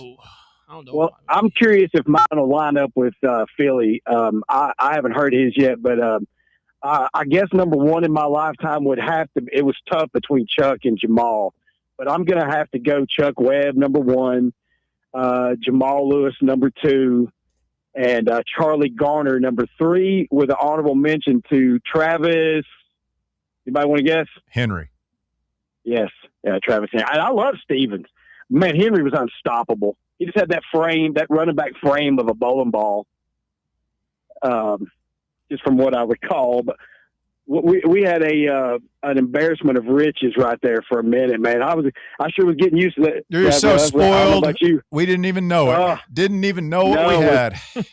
Boy, we were Walker. We were landing the number 1 position player across the board, year in and year out, and it was. Here's the funny thing, Walker. When we signed Peyton Manning, we also signed Brandon Stewart, a top 5 quarterback in the country. And then the same year we signed Casey Clausen, we signed, I guess it was John Rattay or. It was Rattay and Clausen. The 2 top 5, 2 top 5 quarterbacks in the country.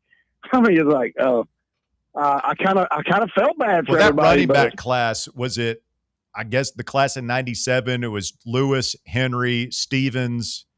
Was Dominic Stevenson in that class as well? He was we were so deep, we just moved him to linebacker. Yeah, and he was an excellent outside linebacker. He was excellent. Wow. Do you remember what we signed Al Wilson to play? I'm pretty sure he wasn't a linebacker. Yeah, he was a freaking safety. But I get into these summer topics when y'all come up with something good like that. Are y'all going to do the 2010s to 2025? Is that coming up, I guess, when everybody decides to come back to work or what? We did the 2010s last Wednesday before Russell went off. Who Thursday, won? Friday. I know it wasn't me. It was Bob. He picked Avengers. He picked an Avengers. Yeah, Bob really sold out for the win. It was a scumbag move from Bob on that draft. It was. He sat here on the show, and he looked at him. He said, "You picked Avengers Endgame, and that's not one of your 4 favorite movies from the decade." He said, "Yeah, that's true." Did not pick one of his favorite movies as Avengers Endgame. He cheated. It's not cheating. It's just a little scumbaggery. Heavy words. It's fun. I've enjoyed that. That was fun. It's made me go back and watch a movie or 2 that I haven't seen in a while. And some of the ones on the list that I hadn't seen that y'all recommended were. Nobody mentioned The Aviator. Oh, I haven't seen it. That was a good one. Yeah, with Howard Hughes. It's a great movie. Yeah, the Howard Hughes movie. And of course, that was the guy. I guess Leonardo his movies got mentioned more than anybody, which is crazy. Prolific career for that guy. He's still going. Yep. One battle after another. Did you see that movie? Mm-hmm. It's great film. Right. Great. Well, guys, y'all are doing great for only 2 people. Y'all are the backbone. Y'all keep up the good work. I'll get out of the way and let some other people in here, and y'all hang in there. Thank you, Jamie.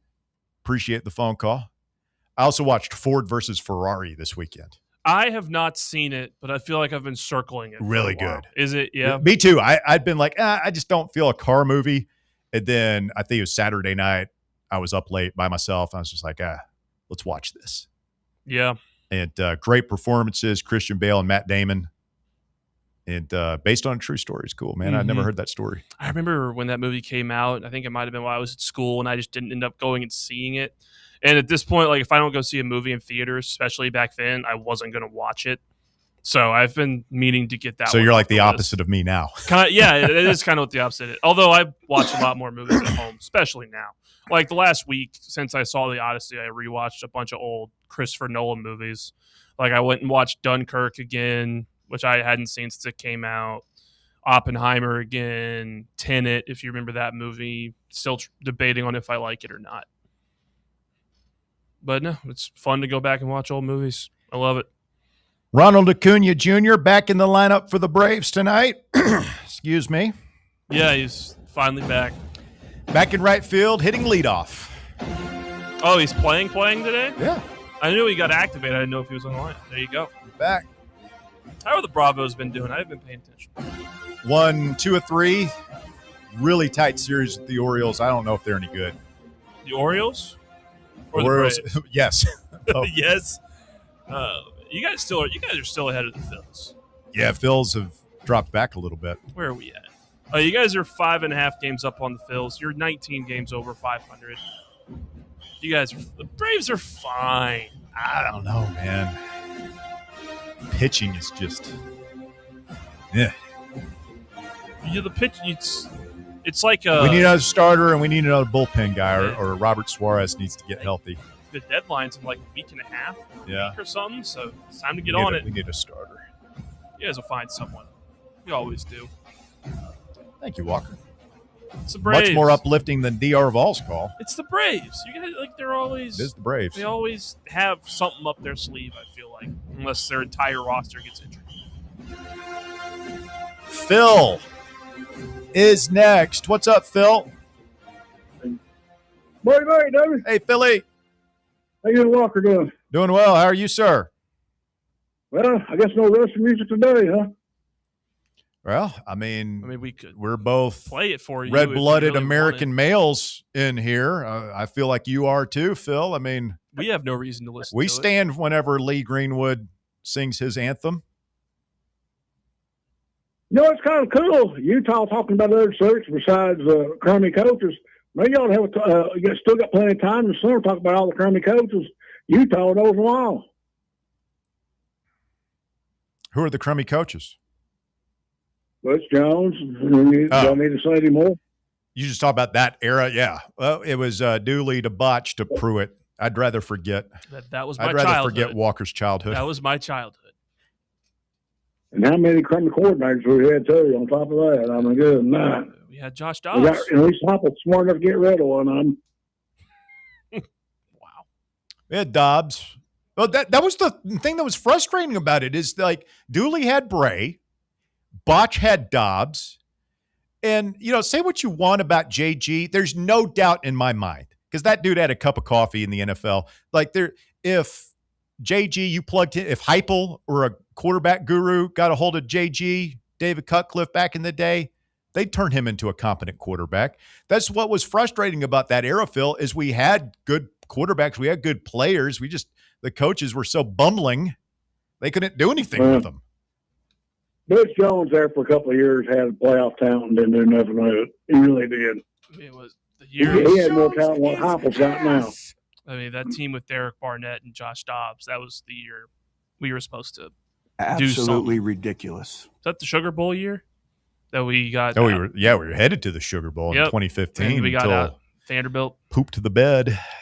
Yep, that's easy. Y'all talking about these running backs, UT. I mean, I gave my 4 there on the. You had Reggie Cobb in there. Utah had Travis Henry. I had Travis Henry third. I had Lewis second. Webb. Well, I think Webb. I had the one best year of ever Tennessee running back. Yeah. Do you think we kind of mythologize him a little bit, Phil, just because like he just sort of literally vanished. Like he's never been back or anything. Nobody knows where he is, what became of him. But man, in 1989, Chuck Webb was the truth. Well, I still remember that. I think 89-yard run against Arkansas in the Cotton Bowl. That's one of the best looking runs I ever seen. Guy could just absolutely, I mean, a little Barry Sanders-esque. Wasn't the biggest guy in the world, but had that wiggle. Wiggle is what Chuck Webb had. Can I ask you guys both a question? I didn't live through it or really remember any of it. Why is Travis Henry not a no-brainer for y'all on the running backs list? I mean, just from mythology, he has the most rushing yards ever. Phil put him on there. I mean, but it was close with him. Well, he's in the top. He's top 3 of my. He's third of my list. I mean, Tennessee. You could add Garner and a bunch of more on there that are close to him. Tennessee's had a lot of good running backs. Henry was a stud. I'll say, did you have Travis? Literally, they put him out to stud. He had 12 kids. It's true. Did you? Did you have Henry in your list, Russ? I had Garner, Lewis, Webb, and Cobb, but I mean, you could probably make a good argument to have Henry above Reggie Cobb. I'm just asking because I didn't watch any of them play or anything like that. Was just watching Cobb. It just looked different compared to Travis Henry. Because Cobb for me, Cobb for me is that was the best player on the team when I first fell in love with it. I mean, there's no doubt. Well, Reggie Cobb had a long NFL career too, Phil. He did. He's a great player. Garner sharing time with Hayden and Stewart. Just think if he would have had about 15 more carries a game, what his stats would have been here.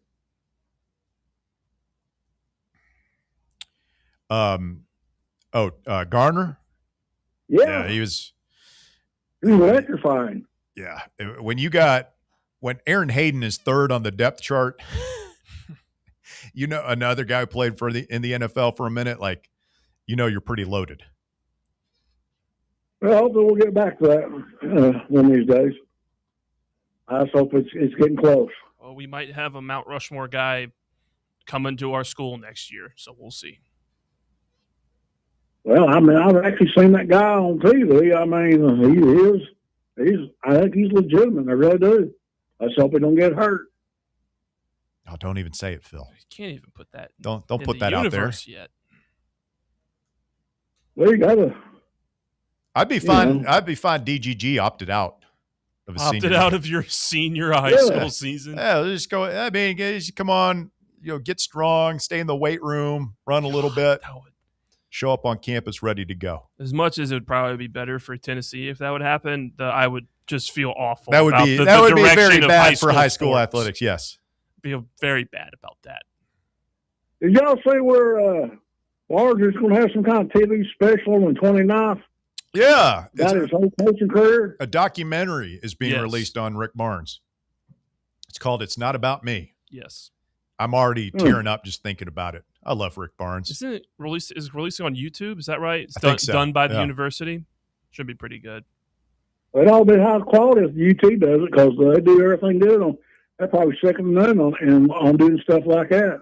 They're towards the top for sure. Their production team is amazing. Most positive Phil phone call we've had in ages. This is just spectacular. I love it. Well, we haven't played Georgia Tech yet, W. That's that game right there is going to determine how good a football season we have. We're going to beat the brakes off Georgia Tech. Bend them over a barrel and show them the 50 states, Phil.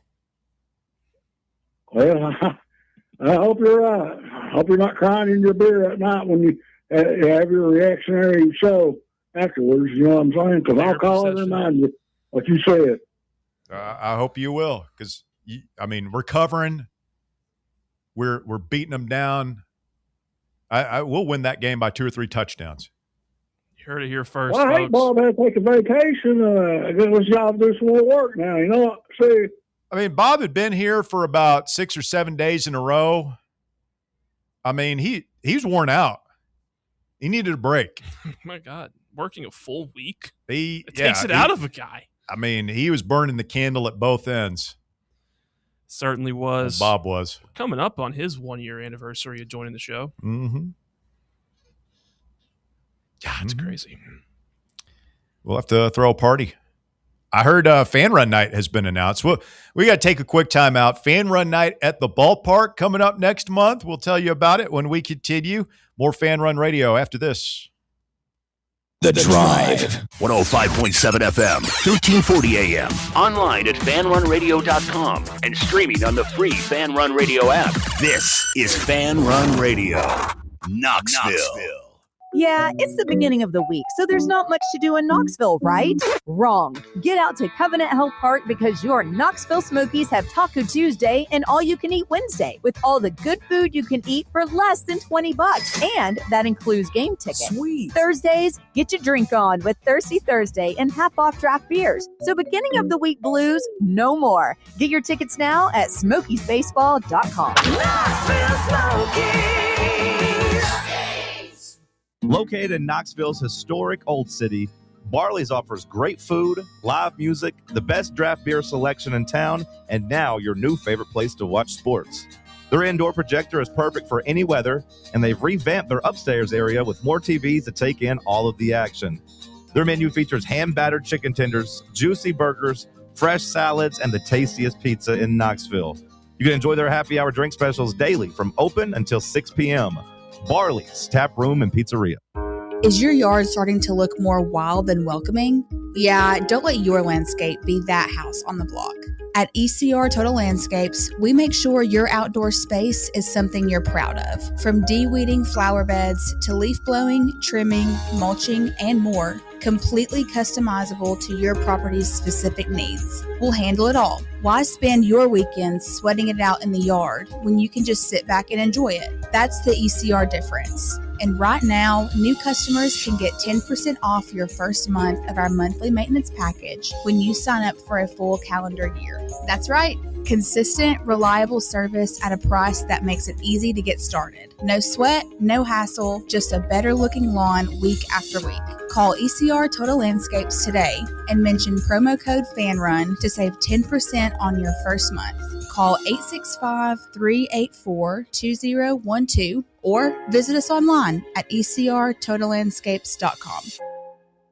A brand built in Tennessee and born from the love of the game. Inward Half revolutionizes golfing comfort. Crafted by a former pro and dedicated enthusiast just like you, our luxury performance wear guarantees you stay cool and comfortable through every swing and every day. We're not just a brand. We've set out to create a lifestyle for those who understand that impeccable style and premium performance are a hole-in-one. Enjoy the walk-in with Inward Half.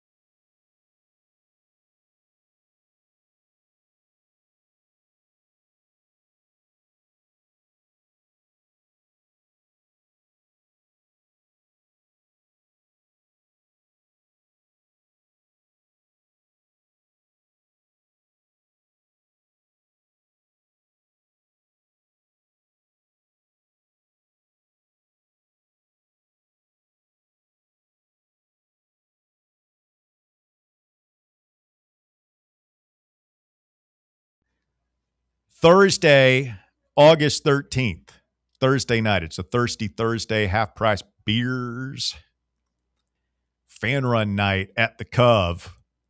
And we will be broadcasting live down there before the game, handing out some freebies. So hopefully y'all can come in. And it's been a lot of fun. It was a lot of fun last year. I remember we just kind of hung out on the concourse. People wanted to mingle. So we'll probably do that again. Or you could sit in your seat and watch the ball game, but you're all invited. Bring your wives, girlfriends and wives, friends. It could be a great event. Kids. Yeah, you bring them all. It will be a great event. Russell, speaking of that event, I did want to ask you, have you given thought about potentially being the one to throw out the first pitch if we do it again this year? I mean, John and Cody were always so like amped up to do that. I always wanted to take a little bit of a, they've both done it now. If called on, I probably would do it. My idea was to let a listener do it, like auction it off. Okay. That'd be cool. I like that idea. But, I could get in there and throw a strike. I believe you can get in there and loosen up the shoulder. I'll say you would need to go out. I remember it was like for a month or at least a few weeks before Cody had to do it last year. He would be here in the afternoon. He'd go out to the side and play catch with Sam. And he got it there. Reed skipped it in there. It's a tough look. Cody got it there, but it wasn't the prettiest thing in the world, as I recall. I mean, it probably takes some guts to stand up there and really sling it in there. Now, John threw from the mound, which he gets extra credit for that. But they told him not to do it. I'm pretty sure. Cody not to. Yeah, well, Cody said they wouldn't let him go to the mound. He was prepared to go to the mound, but now I think at the Cub they make you just throw from right in front of it. Yeah, the mound is a sacred place. You can't go on the pitcher's mound. No, not us mere mortals, anyway. No, I don't know if you've seen it. I haven't seen it happen before, but that mound is it goes retractable up and down. The mound lowers. Yep. For soccer games. Mm-hmm. I've never seen them do it. I've always wished that they would one time when I'm working a One Knox game, just immediately raise the mound again. Sadly, I have not seen that yet, so I don't know if it happens. Someone said it's happened. Someone's seen it. I like to think there's a big lever that you gotta pull. Yeah. You pull it down. I like to think it's just an old crank where someone's just over there a crank. You're just cranking it up like it's an old elevator or something. Maybe just a big red button that you have to hold down until it's all the way down. Yeah. You can't just press it once. It's a really super slow forklift. Uh-huh. You're just waiting for it to go up and someone's just standing there and it moves so slow.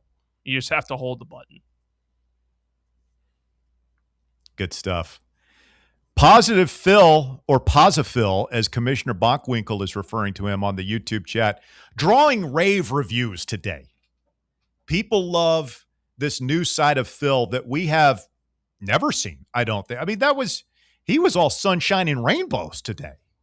I think thinking about the old running backs had him fired up. Seemed like he was excited. I did remember he did say that Heupel got rid of a bad quarterback, and I'm pretty sure he was referring to Joey Aguilar, which we can't stand for. Oh, I didn't even catch that. Yeah, he said that about it. He threw in that little side swipe. Baby steps. Baby steps for Posiphil. Is it a coincidence that it's with just you and me here that he's positive? Maybe. Something to think about. Christopher Gabriel. Coming up in hour number 3 of the show, he's got thoughts. I mean, he's been blowing me up about the Charles Woodson conversation from earlier. And Morgan Wallen, or Morgan Fallen, Morgan has fallen, ladies and gentlemen. CG in hour 3. Stay with us. The Drive continues on Fan Run Radio. The Drive. Fan Run Radio, the flagship station for Tennessee fans. This ain't no wishy-washy, limp-wristed, kale-eating, half-ass sports radio station. We're your in-your-face, truth-telling, say it loud, flag-waving, face-painting, hardcore, bring the noise, causing a ruckus, don't give a damn sports station. Sports talk that doesn't just hang up and listen. For the fans. This is Fan Run Radio. Get some. Citizens National Bank. Experience the thrill of traveling with C&B's exclusive travel program. Customers age 50 and above with a Plus Perks checking account can participate, ensuring a safe and delightful travel adventure. Take a day trip or an overnight trip. Travel domestic or international. C&B is always on the go. Citizens National Bank. Banking never felt so good. Member FDIC.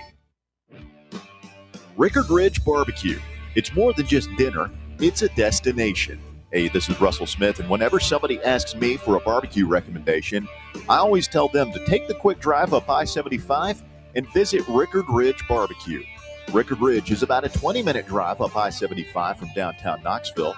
Just take exit 134 in Caryville, hang a right, and Rickard Ridge is tucked just inside Cove Lake State Park on your left. You can't miss it.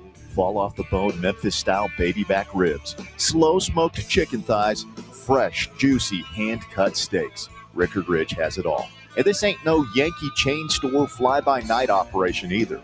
Owner Mark Rickard has spent years honing his smoking skills in Memphis, and his secret recipe and techniques have been driving East Tennessee wild for years. So make time to check him out. Rickard Ridge Barbecue inside Cove Lake State Park and online at rickardridgebbq.com.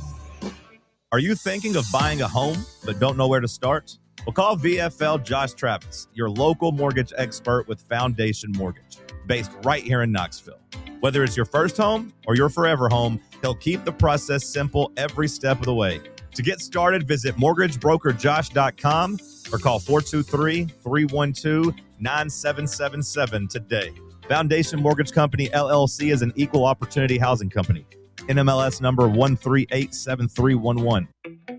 Welcome to Axle Logistics, where excellence isn't just a goal, it's an energy. As a leading third-party logistics company, Axle is powered by an award-winning culture built on a work hard, play hard mentality. Here, the drive for success is contagious and hard work never goes unnoticed. Whether you're just starting out or looking to level up, Axle Logistics is the place to launch your career. Join us and take your ambition to the stars. To learn more, visit axlelogistics.com. You're listening to FM 105.7 and AM 1340, WKGN Knoxville, and W289CU Knoxville, Fan Run Radio. We really need to get some branded stuff. Shirts, hats, promo items, something professional. I mean, we could just find a website and order a bunch of it ourselves. You could, but you're taking a big risk. You don't know the quality, the fit, the timeline. It's a roll of the dice. Yeah, I guess, but isn't that how everyone does it now? Not the ones who actually care about how their brand looks. Look, if we're putting our name on it, it needs to be done right. We need SM Athletics. SM Athletics? Yeah, they specialize in working with businesses like ours. Apparel, hats, promo gear, but real, customized stuff. They actually care if it turns out right. Probably a lot better than getting stuck with 100 t-shirts with crooked logos. Exactly. Plus, they'll walk you through everything. Sizing, colors, material, so it matches the image we're trying to build. Makes sense. What's the name again? SM Athletics. Trust me, if you want to look like a real company, not a flea market stand, this is the move. If you're serious about your brand, work with people who are serious about getting it right. SM Athletics.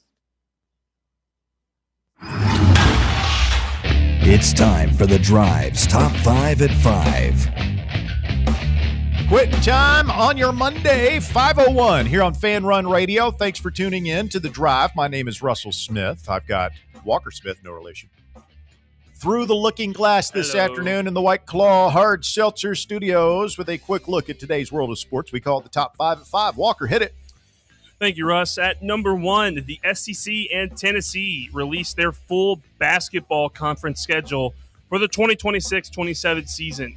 The Vols will open conference play against Vanderbilt at home on January 2nd, with the best games including Arkansas coming to Knoxville on January 16th, quickly followed by playing at Kentucky. Florida comes to Knoxville on January 30th, and Kentucky comes to Thompson-Boling Arena on February 13th. Tennessee's toughest road test at the end of the season is at Texas on February 27th. That's a tough one. I mean, the second game of the season at Auburn, where we never win. Are they going to be good? Stephen Pearl. Where's Bob when you need him? True. I just assume they're going to have a roster, and it's going to be a really difficult place to play. Who knows if they're going to be any good, though. Stephen effing Pearl. I just can't. I can't imagine losing to Stephen Pearl. It hasn't happened yet. Hope it never happens. At A&M, be tough. Or buckyball takes off in year 2 down there. Be the time to do it. McMillian. This is where we need Bob as well. I don't know how their roster is going to look if they got better at it. And if you put a little more talent with buckyball, it could be a thing. Because last year it was just kind of annoying to play against, but most good teams would figure it out. If they get a little bit better and they're still pretty annoying with the way they play, it could be a problem for other SEC teams. At number 2, first-year Michigan head coach Kyle Whittingham believes college football's only viable path forward is as a, quote, minor league to the NFL. In addition, Whittingham also called for the creation of a 48 to 60 team Super League, where everyone works with a collectively bargained salary cap and players are identified as, quote, employees, two considerable non-starters for the NCAA. Whittingham made these comments after Rich Eisen asked the Wolverines' new head coach how he'd fix college football if he had a magic wand. Well, I saw where there's a bunch of Stanford players that are starting a union. Did you see that story? I thought I remember hearing that story a while ago. I just saw it today. I missed a couple days. days. Is it a new one? I don't. Like when I say a while ago, I feel like I mean like last Oh, it's from today. Stanford football players formed a campus chapter of the College Football Players Association, making the Cardinal the first team to partner with the organization, which aims to eventually unionize college athletes. So, I mean, it feels like that's coming. I mean, whether it's with the NCAA or not is the question. Yeah. Because these are, as it said, non-starters for the NCAA. They will not go for that whatsoever. Not even a little bit. At number 3, the wife of Kansas City Chiefs offensive coordinator Eric Bieniemy was allegedly shot by the couple's son last night at the family's home in Virginia. Mia Bieniemy, 57, was hospitalized in stable condition Monday. Police confirmed that a woman was being treated for serious injuries from multiple gunshot wounds, but did not disclose her identity at the time. Elijah Zion Bieniemy, 27, was arrested and charged with malicious wounding, use of a firearm in commission of a felony, and discharge of a firearm inside of a dwelling. Yeah, it's a I weird saw this dude's story. mugshot. Yeah, he don't look right. Shot his mom. Yeah, I mean, he's either got drugs or mental health issues or both. I haven't seen the mugshot. Let me go find You don't look right. He's face tattoos, weird hair. Yeah. So is she alive? Yeah, she's alive. You shot her in the leg or something? I didn't say where they shot her. Just that she went to the hospital. She's in wounded, obviously, but she is going to probably pull through. Wow. It's a crazy story. Crazy story. At number 4, the Atlanta Braves activated outfielder Ronald Acuna Jr. from the injured list today after the 2023 MVP missed almost 7 weeks with a left hamstring strain. Acuna is expected to be available for today and is in the starting lineup against the New York Mets. The 5-time All-Star is hitting .251 with 7 home runs, 22 RBIs, and 15 steals this year, and his season has been shortened by 2 different hamstring injuries. Yeah, he hasn't been great. I mean, not by his standards. Just wonder what the standard is for Acuna now. Yeah. I mean, that is, the small debate in Braves country is, how aggressive should they be before the trade deadline here? And then the big macro long-term debate is, do you sign Ronald Acuna Jr. to a mega deal? Because he's only got, I think, a year or 2 left. And it's a conversation. It's a tough conversation. Yeah, well, he's going to get one of those $30 million a year contracts from somebody. And so, if you're the Dodgers or the Mets, you could probably just do it. And if he gets hurt, he gets hurt, whatever. You'll pay somebody else. Was he a free agent in 2 years? I think so. He'd be 30 years old with this much injury history already. Yeah, so, I mean, it's like, I don't know. He can't stay healthy. Hate it. It's the worst. He's so good. Probably a lot of it, like if he comes back and can play for the rest of the season and he's productive and there aren't any more injuries, I could see the Braves giving him the big deal. But if he gets hurt again, and I don't know, man, I might just sort of let him walk. I don't know, man. If you look just the history of it, if the Braves weren't going to give Freddie Freeman the deal he wanted back 5-6 years ago, however long it's been. Max Fried. It's hard to see them giving it. They don't like to do it. They don't like to do it. But I mean, deal. Acuna is a different level of talent than even Freddie. Freddie obviously more productive has had a stellar career, but I feel like Ronald's ceiling is higher than even, I don't know. I Is mean, that sacrilege as a Braves fan? The 40-70 year is what you think of when you think of Acuna, obviously. But like Freddie was more beloved when he was up for that contract, and him leaving was he was on the World tough. Series team. Ronald was hurt that year, so yeah, interesting. It's going to be a tough conversation with that when it comes up. And at number 5, the Seattle Police Department is searching for 2 men who climbed over the glass wall of the city's iconic Space Needle on Friday, flipped over the edge, and parachuted from the 650-foot structure. The jumpers faced trespassing charges. The base jumpers purchased tickets and entered the Space Needle at about 8:50 p.m. on Friday. The popular attraction has a round observation deck surrounded by high glass windows where cameras showed the 2 men in the Space Needle go into a restroom and climb out with helmets on. They ran to the glass window, climbed over to the other side, and jumped off. Security at the Space Needle were unsure where the men landed, and police still have not been able to locate or identify them. So they get away with it. Currently, we've talked about how hard it is to get away with crimes. I feel like there's a camera angle of where these guys land somewhere. Well, obviously, this is something you plan out to the millisecond, right? Yes. So they're obviously able to sneak their parachutes and stuff up there. And so, like, you would think that, they probably parachute, know exactly where they're going to land, and have their getaway car somewhere. And they just let people walk in with backpacks in the Space Needle? It's a great question. I feel like most big places like that, like tourist spots, you can't just walk in with a backpack. But they're going to look through it. Yes. Hey, what is this? How do you sneak a parachute in? That's a great question, Walker. I don't know. There Probably be harder to do it again for the next guy. Yeah, I bet they won't be letting backpacks in there anytime soon. All right, that'll do it for the top 5 at 5. It's brought to you by our friends at Knoxville Smiles, ECR Total Landscapes. Knoxville Smiles did the last one. Top 4 at 4. So we love them both. We do. We love them all equally. ECRTotalLandscapes.com, and get your yard looking good for the fall. Get those trees trimmed up, branches taken down, maybe the whole tree, get the stump grinded. They do all that stuff. They'll mow, trim, leaf blow, hedge, edge, weed pulling. They do it all. ECRTotalLandscapes.com. Tell them you heard us talking about it here on Fan Run Radio. Christopher Gabriel coming up in just a few minutes to lend us his particular brand of high energy analysis.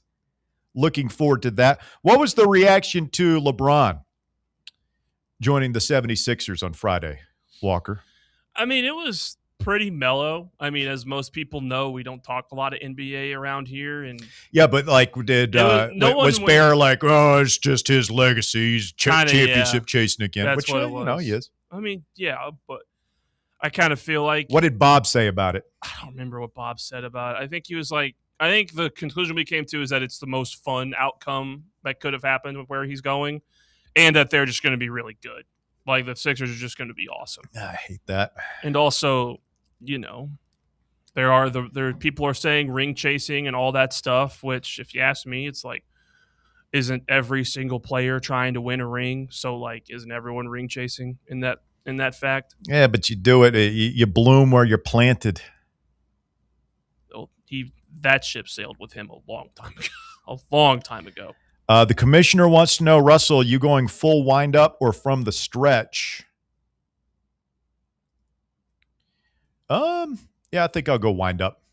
Nice overhead delivery. Do the Kershaw, like over the head, down. What if I came with a full on submarine style pitch? Oh, if you could get a submarine pitch in there, I think you'd earn a lot of respect. I think they ought to have batters for the first pitch. I think that'd be funny. Yeah, the first pitch. Why not have the first swing? Why are we just throwing a pitch out there? That's not baseball. It's not baseball until there's a hitter up there. I'll say you ought to have the first pitch and a dude up there with a bat, and you keep throwing until you throw a strike. You strike him out or walk him, man. Let's have an at bat. I mean, I'll take it a step further. I think these guys should just have to do the actual first pitch of the game. Because it's a ceremonial first pitch, but like, there you go. What if we got him out there to do the actual first pitch of the game? Yeah. Get all the fielders out there, get the leadoff hitter in there. You have to throw one pitch to the guy. And you got to try and throw a strike. You can't just like roll it up there. No. It has to get there, and you have to do it again if it's bounced. It can be on the fly. It can be outside the zone. But I'm just trying to think, like, what if you're the first, you're up there throwing the first pitch, and it's Ronald Acuna Jr. up there, and you're a massive Braves fan or whatever's going on, and you hit him. Well, you could do that too. You stick it in the ear hole. Exactly. I feel like it could be. You put the home team at a disadvantage there, but it's the first pitch. I think it's a fun idea.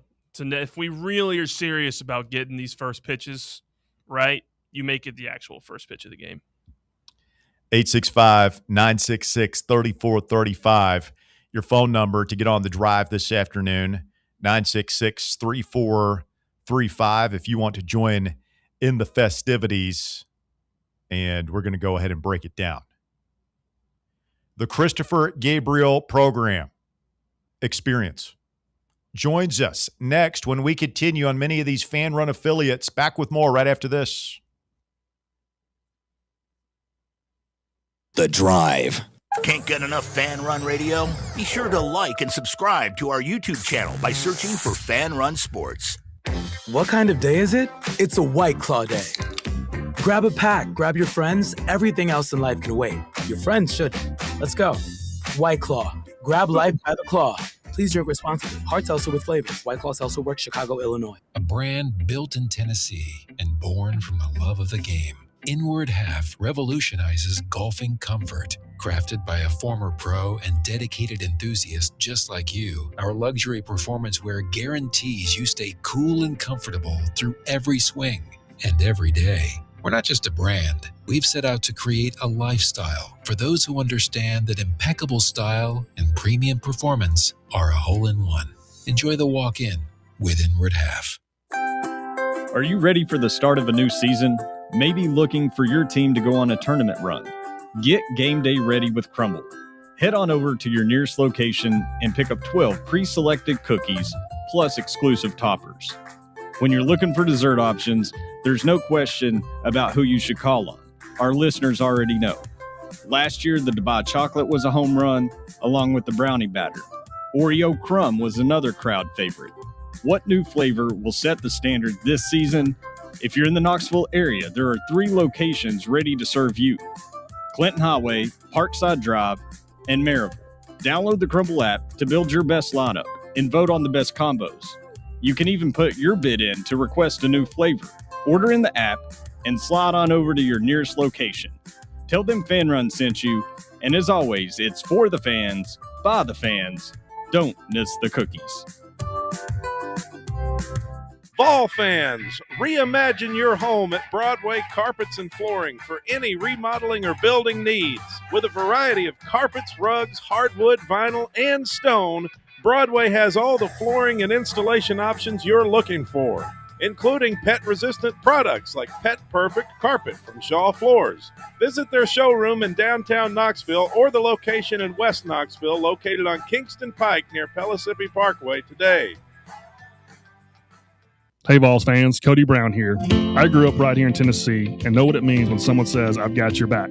That's why you can trust Farm Bureau Insurance of Tennessee. Whether it's your home, your vehicle, your family's future, or the business you built from the ground up, we will show up for all of your insurance needs.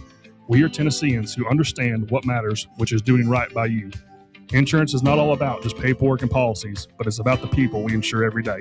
So if you want insurance that hits home, give me a call at 865-992-3871. Go Vols.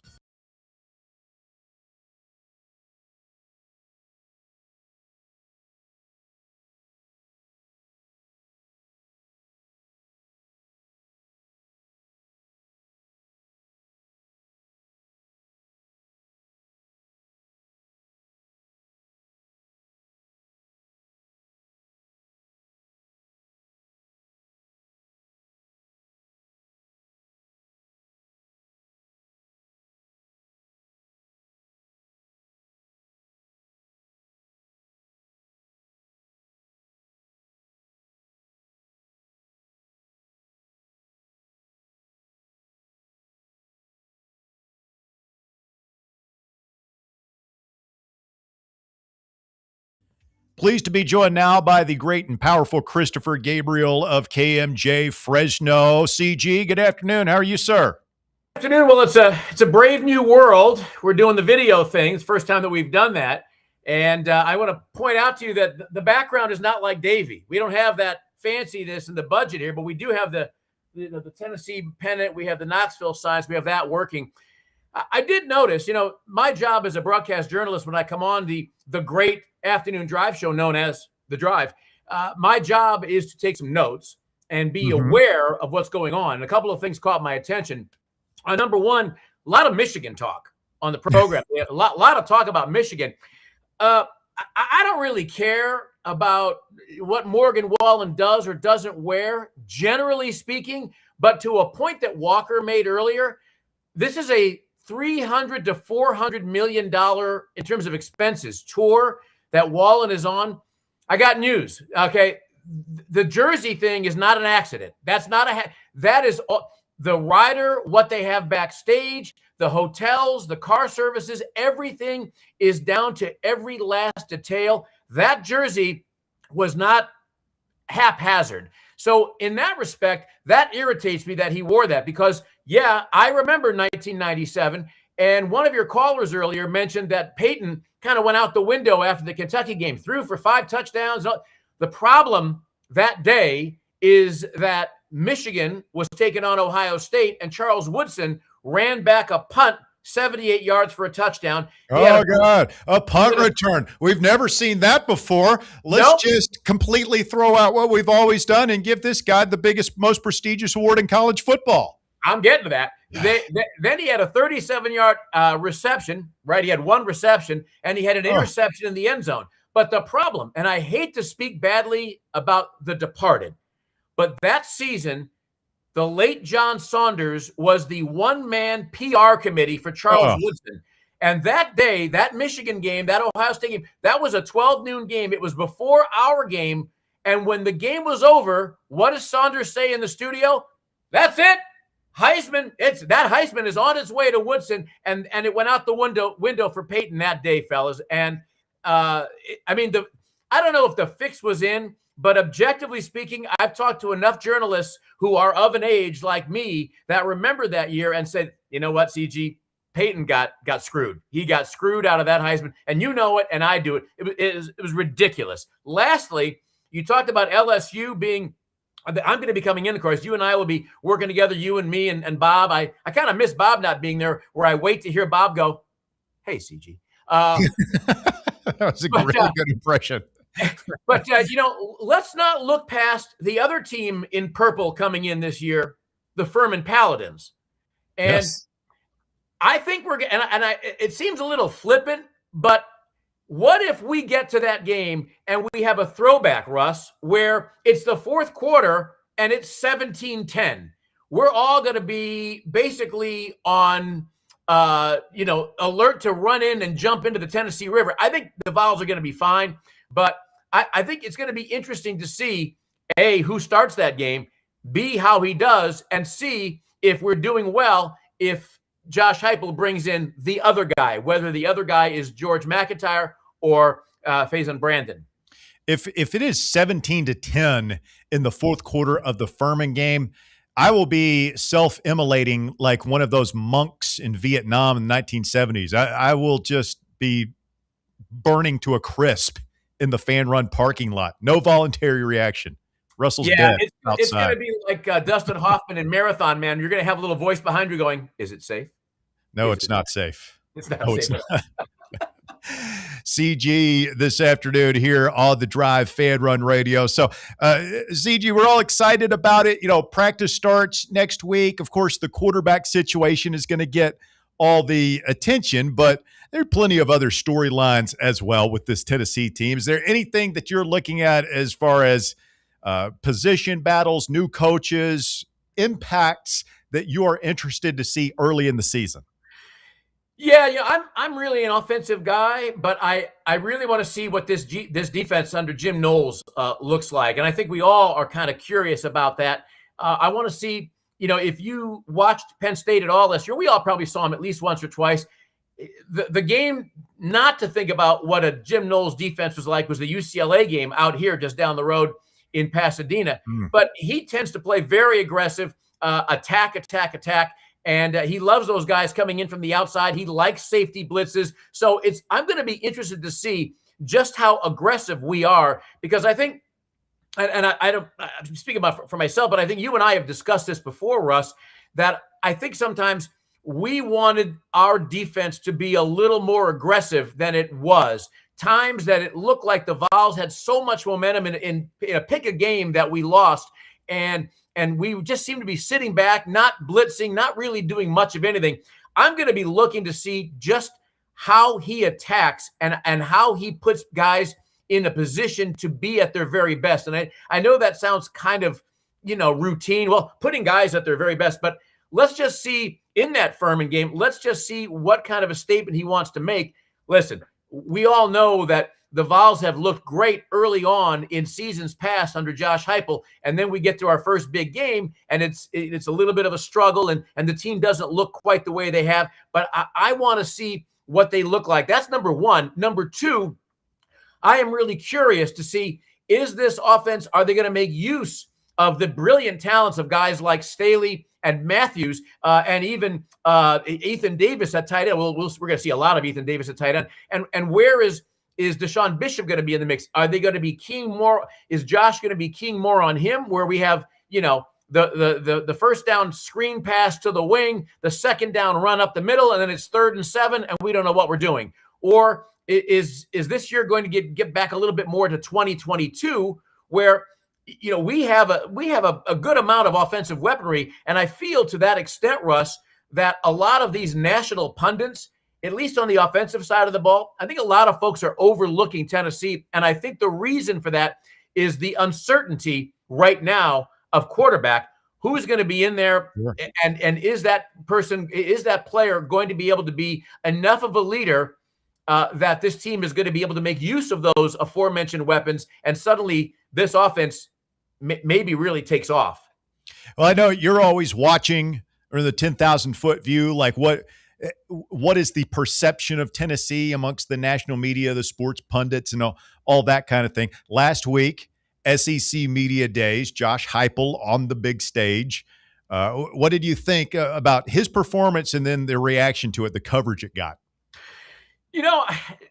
Josh no one is ever going to confuse Josh with Lane Kiffin, and for better and for worse.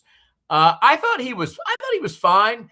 He looked like, first of all, he trimmed up a little bit, just a little bit, which is nice. But I do think that he looked a little more comfortable, Russ, in his skin than we've seen him in previous SEC Media Days. He seemed a little more fluid.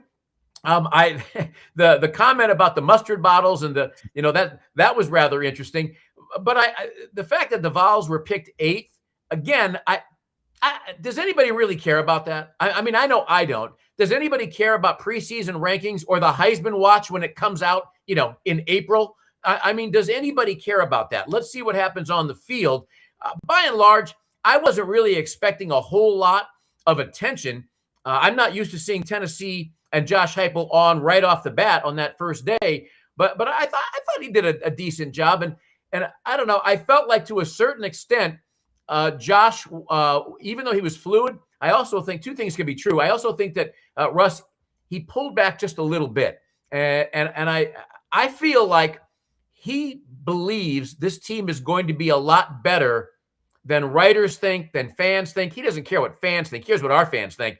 But I think that he believes this team is going to be better than national media members think. And he's got an attitude, or had an attitude of, let's just sit back and let's see what happens when we get to the season. Christopher Gabriel, KMJ Fresno, our guest here this afternoon. So I asked the question earlier, which game do you want to win the most? And, you can look at that one of two ways. Which game do you want to win the most, or which game do you not want to lose the most? And for me, it's the LSU game, just because I don't want to have to hear it from my LSU in-laws. I don't want you to come in and have a bad trip and leave with a bitter taste of defeat in your mouth that weekend, CG. And I sure as hell don't want to have to listen to Lane Kiffin rubbing it in, pouring salt on the wounds, because, like, Lane Kiffin doesn't know how to access the high road. The high road doesn't even exist, and he lives on the low road, and he would be absolutely obnoxious, even more so than normal, if he's able to come and win. So that's it for me. Is there any argument to be made, in your opinion, for any other game? No. No. All right. No. You stated that eloquently and beautifully. I agree with everything you said. I mean, I think we can all agree when he came in with Ole Miss, Vols should have won that game. The Vols should. There were a couple of weird calls in that game. The bizarre final play of the game. We don't need to revisit that, even though I just did. Vols should have. I like to say could have. They should have won that game. But when he comes in at the end, and when I come in, I'm not coming in for a loss. I don't. That last year of Oklahoma was bad enough. Another game that really the Vols, for all intents and purposes, should have won, and we all but handed that game to Oklahoma. So he's been saying, Kiffin lately, as you have seen, has been saying that he's done with social media. He's cleansing himself. He's not doing a social media. That's not going to last. That's not going to last, and I know that's not going to last. He can't take his foot off the pedal when it comes to social media stuff. And there's absolutely no way when he's getting ready to come into Knoxville that he's not going to be trying to poke at every fan that's going to be in the stadium and in East Tennessee and around the country who love the orange and white. So I do not want to see him walk out of Neyland with a win. If there was one team, maybe 1A, that I don't want to see the Vols lose to, it is unquestionably Texas. The silliness with the who's the real UT and all that stuff, and Sarkisian and Arch Manning, and by the way, if Peyton is rooting for Arch, it's family. I get it. Everybody understands that. I think too much has been made of that. Nevertheless, I do not want the Texas Longhorns to leave Knoxville and go back to Austin with a W. But yeah, I'm with you, Russ. It's got to be LSU. That is the game. Kiffin definitely, he's got a phone hidden away somewhere, like burner accounts and stuff. I mean, yeah, I'm not buying this that he's not on social media. I don't think he has it in him.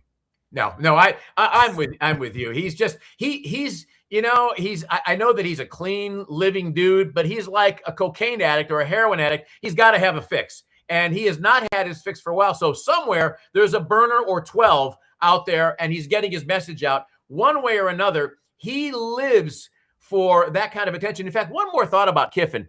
When he said, we talked about this on my morning show yesterday, when Kiffin said that the Save College Football Act or Save College Sports Act, whatever the actual name is, and that he hopes nothing ever happens to another coach like happened to him when he was at Ole Miss deciding, do I want to go to Florida? Do I want to go to Baton Rouge? And what a horrible position he was in. What a bunch of nonsense.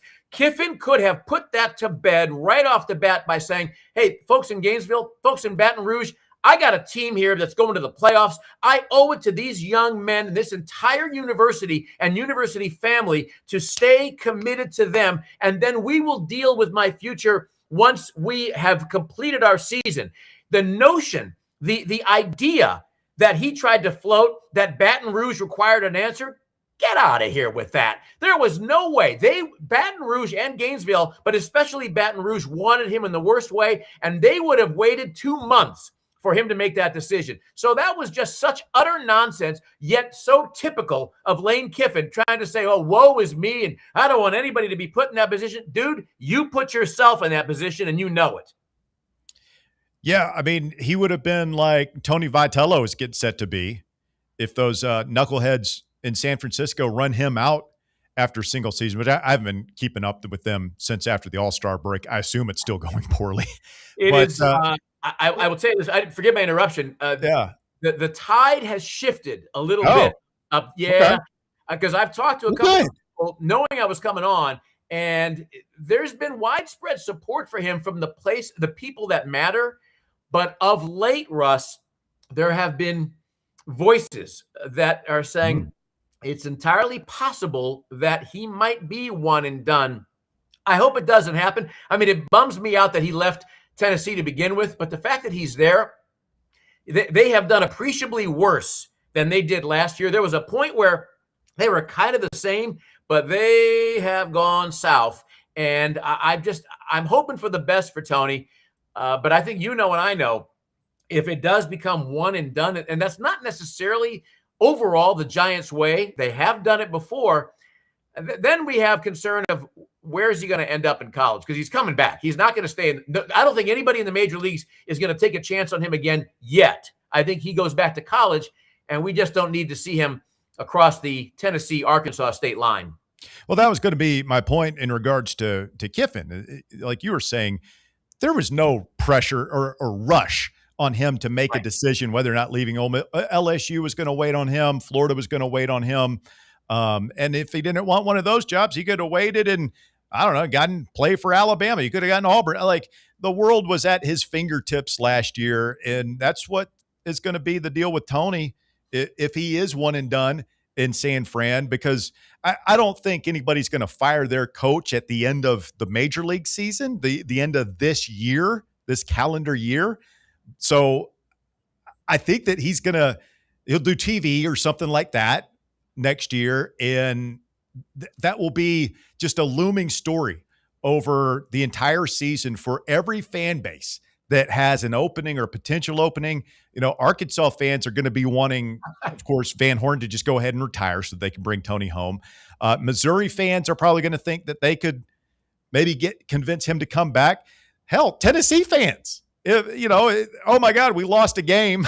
And, we lost a game against Texas. Let's just go ahead and fire Josh Elander and bring Tony back. That stuff is going to be out there. I don't know that anybody important is going to be listening to it, but that would be a similar type situation. Yeah, I agree with you, Russ. And, the thing with Tony, and I mean, I followed him as much as anybody there, but you were far, far closer to him than I was, although we did have that great 1-2 punch whenever Tony came on. I was the appetizer, and Tony has sent notes to me and always thanked me for trying to set the table for him. But Tony has always struck me as a guy, Russ, that he likes the immediacy of something. He wants something to happen quickly.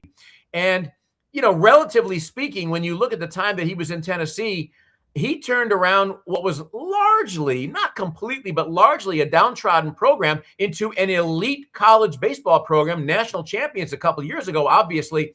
I wonder, Russ, let's just say if he does get let go and at the end of this season, I hope that he takes the long road and just says, as you were just saying, he could do TV. He could do a lot of different things. He'd be great on TV. I mean, he's been great on TV.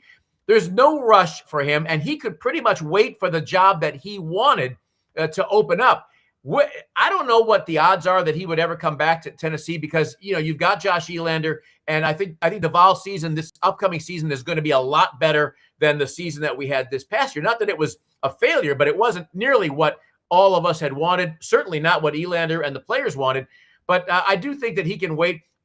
If he ends up at a place like Missouri at some point down the road, fine. If he's at Arkansas, that's a different story. Yeah, I just don't think the timing of it would work. Now, maybe Tony gets fired in November or October, and Dave Van Horn does his school solid and says, you know what, I was thinking like 1, maybe 2 more years, but Tony's my friend. I would love to see him replace me here at Arkansas. I'll just go ahead and quit now, and Tony can have the job. I don't know. That's what I'd be hoping for if I were an Arkansas fan. Obviously, as a Tennessee fan, I hope that doesn't happen. And you're absolutely right, CG. I mean, I think Elander gets this thing turned around. I think that this program is loaded now. The commitment is obviously there from a spending standpoint with the administration. He's got the roster. Players obviously like him. He's got some charisma that we don't necessarily see behind the scenes when you talk to those kids. And I think he'll be much better year 2 than he was year 1. Yeah, I totally agree. I'm expecting it's almost ironic or silly to say it's a bounce back year next year because, I mean, they went to North Carolina. I thought they were going to go 0-2. I said that to you on your show. Not so much because of the Vols, but the competition, the way the season had gone. But I'm expecting a big season next year. For that matter, as long as we're talking about this, I'm expecting a huge season out of men's basketball. I think Rick Barnes, we all know what he's done with this roster. And I think that Rick is going to – I think we're going to see a Rick Barnes that is going to lean a little bit more on a transition game and letting these guys play to their talents. He's got so much talent on this team. And then finally, and I hinted at this a little bit earlier, Russ, I do think let's just say Faison Brandon, let's say he gets the job. And I saw a picture of him after the work that he's done in the gym. Good grief. that man and so many more on this team are suddenly just ripped. What happens? What happens if he takes the reins and suddenly this team not only starts winning games, but starts looking like a potential playoff team? Because I think even a lot of our own fans have written them off. And listen, I'm not sunshine pumping. I'm very well aware of the fact that, this team could go 10-2 in the best case scenario, everything going right. This team could go 7-5. But I'm a little tired, I guess. I'm a little tired of everybody casting gloom and doom. And frankly, I'm a little tired of programs like Florida.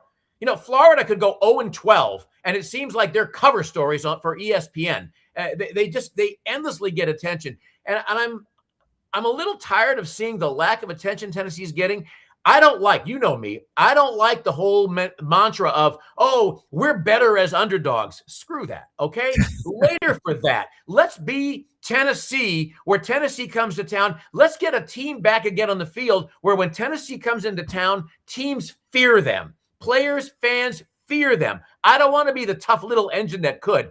And I think the mentality on this team maybe is going to be like, you know what? You saw us last year. Last year wasn't a great year. We're coming back this year. We're coming back strong. We have a tough schedule. It is a tough schedule, but I'm not ready to write this team into a 5-loss season just yet, Russ. I love the optimism, man. I mean, the Faison Brandon era kicks off. You get him for at least 3 seasons if things go well. And then maybe a college basketball golden era for Rick Barnes and the Tennessee team, and Josh Elander getting things launched. Let's hope. Here's hoping to a great 2026-2027 school year. Here. I'm all for that. And talking about a bounce back here, let's hope Kim Caldwell. She has the team that she said she wants. She did an unbelievable job when everybody leaves, bringing everybody together. I don't know that we know what's going to happen, but I love her grinded out attitude and don't feel sorry for me. It was a bad year. Blame all of it on me if you want. Let's go. Let's get to work, ladies, and see what we can do. I just think, we tend to be sky is falling fans a lot of times, and sky is falling media. Sometimes we have a it lot falls. of Yes, we have a lot of things that we can look to say, well, remember that when that happened. Remember when that happened. But I want to turn this around. The one thing that I'd like to get rid of is I'd like Danny White to stop talking about the everything school. And I'm a Danny White fan. I think he's done way more good than he has negative. And by the way, as long as I mention him, and I made a note of this, I know a lot of fans are really not happy with the whole entertainment district. But listen to some of the schools that are planning entertainment districts: Ole Miss, Kentucky, Oklahoma, Kansas, Wake Forest, Iowa State, even Hawaii is planning an entertainment district. This is going to be the wave of the future. Do I want to see a hotel rising on the outside of Neyland? You know what? If that ensures that money can keep coming in and pouring in for athletes and for the athletic department, I'm okay with it. Frankly, if you want to go back far enough, listen, I didn't like when they put the upper deck on the south end zone. Suddenly we couldn't see the rolling hills in the distance. We couldn't see the river. But those days are gone. So if a hotel goes up, who cares? As long as this athletic department is funded and can compete with everybody else for players in this era that we are now in, where it's, show me the money. Well, I don't like it any more than you do, but that's where we're at. Tennessee needs to be able to compete. And if that will ensure that we can do it, I'm all for it. CG, excellent stuff as always, my friend. Anything else on your mind before we let you run? Well, this fall and winter, you and I, of course, I'm now your brother in arms for the Premier League. I'm now I needed to adopt a team. I adopted Chelsea. We play at like 5:45 in the morning tomorrow. They're in Australia, are they not? Yes. Yes, I'm on it. All right. And I think are you gonna? I mean, that's like 2:45 in the morning your time. Are you going to be up for that? I might get up a little bit earlier just to to feel like I'm engaged. But I do think that when we have dinner this fall at our usual spot with Bear and my brother-in-law, I do think that we need to have a discussion about Chelsea and his team that he knows nothing about, Man City. Oh yeah, Yeah. Let's throw a couple of shots at Bear while he's not here to defend himself. I'm always in favor of that. Fair weather Bear. And by the way, his Man City. What this thing about taking days off? I mean, where is Bob? Where is Bob? Well, he had worked 3 consecutive shows, CG, so he was a little worn out. Needed some time to decompress, he said.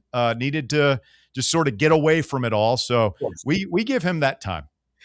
Okay, yeah, because again, I kind of missed the CG. I missed that, and not seeing Bear. I missed that. Here in the corporate radio world out here that I'm in, just down the street from outside behind the window here. If you decide, it's raining today, I don't want to show up. Well, then your security card doesn't work and you're out of a job. Or if you decide to take random days off just for no particular reason, there's always somebody that knows. It's like, well, I noticed that you took that day off, Russell, but why were you at Calhoun's at lunch? So there's always that. So we don't have that luxury here that Big Bob has. I came up in a day and time in the radio business when it was told to me, because my first radio experience was in a corporate cluster, kind of like you find yourself in. And it was always made clear to me, it's like most successful radio people don't take a lot of vacation, because what happens, CG? You go out of town, your fill-in hosts do okay, and they're like, the place didn't fall apart without CG. We just go ahead and can him and hire these guys who work for nothing. That's exactly right. Suddenly, that new broadcast journalist graduate from Fresno State looks pretty good at $21 an hour. $21 an hour. Wow. Well, out here with minimum wage. Oh, that's like $5 an hour here. My younger daughter worked at In-N-Out, and I mean, she made enough money to fund a world trip working on that. So it's really bad. And it's kind of sad when you have to go to your younger daughter and say, sweetheart, do you have a 20 that I can borrow? I'm a little tight today. She said, Daddy, you still owe me 60, for heaven's sake. So that's troubling. Yeah. I might have to hit your kids up for some money too here. CG, we love you, buddy. Appreciate the time. Everybody go follow him on X at CG Program. Christopher Gabriel, KMJ Fresno. Thanks, man. Love you guys. Thanks. CG making his presence felt this afternoon. We got to take one more quick timeout. Speak now, forever hold your peace. 865-966-3435. Your phone number to get on. Final segment coming up. The Drive. Miss any of your favorite Fan Run show? Listen to the podcast on our free Fan Run radio app or wherever you listen to podcasts. Yeah, it's the beginning of the week, so there's not much to do in Knoxville, right? Wrong. Get out to Covenant Health Park because your Knoxville Smokies have Taco Tuesday and All-You-Can-Eat Wednesday with all the good food you can eat for less than $20. And that includes game tickets. Sweet. Thursdays, get your drink on with Thirsty Thursday and half-off draft beers. So beginning of the week blues, no more. Get your tickets now at SmokiesBaseball.com. Knoxville Smokies. Is your yard starting to look more wild than welcoming? Yeah, don't let your landscape be that house on the block. At ECR Total Landscapes, we make sure your outdoor space is something you're proud of. From de-weeding flower beds to leaf blowing, trimming, mulching, and more, completely customizable to your property's specific needs. We'll handle it all. Why spend your weekends sweating it out in the yard when you can just sit back and enjoy it? That's the ECR difference. And right now, new customers can get 10% off your first month of our monthly maintenance package when you sign up for a full calendar year. That's right. Consistent, reliable service at a price that makes it easy to get started. No sweat, no hassle, just a better looking lawn week after week. Call ECR Total Landscapes today and mention promo code FANRUN to save 10% on your first month. Call 865-384-2012 or visit us online at ecrtotallandscapes.com. Okay, so we really need uniforms and equipment for this season. Can I trust you with that? Cool, I'll just order them online. What? Yeah, I'm going to hop online and I'm going to get them ordered. Hold up, that's not a good idea. We shouldn't just spend money on some random online retailer, okay? I mean, it seems pretty convenient. Trust me, it's a terrible idea. Let me simplify this for you. SM Athletics. Okay, how do you pronounce it? SM Athletics? They're the go-to for uniforms and equipment, whether it's for universities, high schools, youth leagues, you name it. So why wouldn't you rather go with professionals who can guide us through the process, design the perfect uniforms, and deliver the best equipment? Yeah, I guess that makes sense. What's the name again? SM Athletics. Right. It's definitely smarter to go with a company that emphasizes customer service, fair pricing, and, of course, excellent products. Exactly. So, yeah, I guess it's settled then. For uniforms and equipment for all sports, it's SM Athletics. Citizens National Bank. Life is more fun with a Good Life account, offering extra benefits, including bank travel. Experience the trip of a lifetime to Ireland. Explore rolling green hills, historic castles, and charming villages across the Emerald Isle. Get in on the fun. Call 865-429-7935 today. Citizens National Bank. Banking never felt so good. Member FDIC.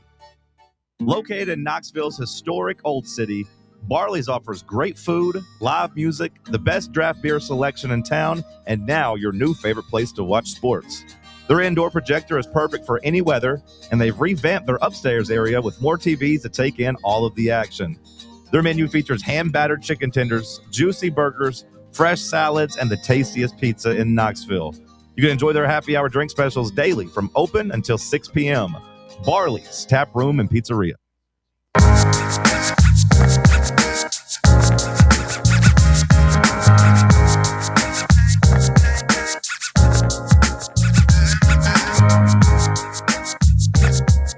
Fan Run Radio, The Drive, wrapping up on a Monday afternoon edition of the program. Christopher Gabriel, KMJ Fresno. Walker, what did you learn?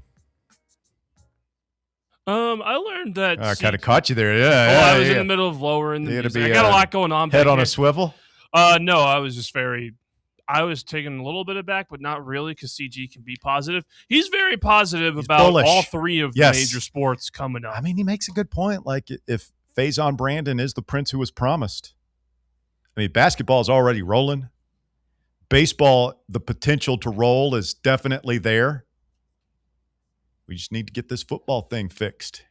Get it going again. I mean, it's not like it's broken or anything. We just want it to continue on the upward trajectory. Yeah, and get a little bump forward, a little bump.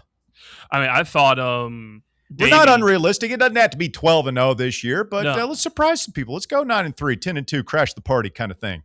I thought Davey put it really well in our first hour. If you want to go back and listen to him on the podcast, I would highly recommend going and do it. He's pointing that the next step for a successful season for Josh Heupel. He was saying you got to win a playoff game. Yes. And that feels like the next level that we're trying to get to, and that should be the goal. I mean, I don't know if that's going to be the goal this year. Obviously, the goal is to win every game you play, but the expectation probably isn't to win a playoff game. But the way CG was talking made me think, what if Faison is just really, really good? If we just consider that this guy is really good at football. Hey, I mean, like, George McIntyre, second year in the program. What if he's really good? What if he comes out and just shreds it? Because I think Heupel's going to play them both the first game or two. Maybe George is a gamer. Maybe George gets out there and lights it up. The general out that would there. Be so funny, man. If after we've all talked ourselves into Faison being the guy, if George is the guy. I wonder if people would be. Do you think people would be mad about that? No, people just want to win. No, I mean not if George goes out and has this win. Do you think people will be mad if George is the one picked to start that first game? I don't see how you can be. I mean, people have based all these opinions on nothing. Nothing. We haven't seen them, man. You saw a couple of, like, they didn't even show the spring game. So this is all just word of mouth message board narrative that gets out there. And hey, we're guilty of perpetuating it, but we don't know. So yeah, I mean, I kind of think he's going to play both the first couple of games. And my gut says like Faison probably better, but we don't know that. So you think we're going to see two quarterbacks against Georgia Tech? Quite possibly. Let's get Bob in here before we got to roll. Bob, you're on the drive, Fan Run Radio. Okay, couple of it's kind of an errors and omissions section of the show because I've been blessed to listen to you guys during my drive down the Florida coast. Excellent. So, Russ, just kind of rewinding. When did I notify you guys I was going to be out this week? Like a month ago?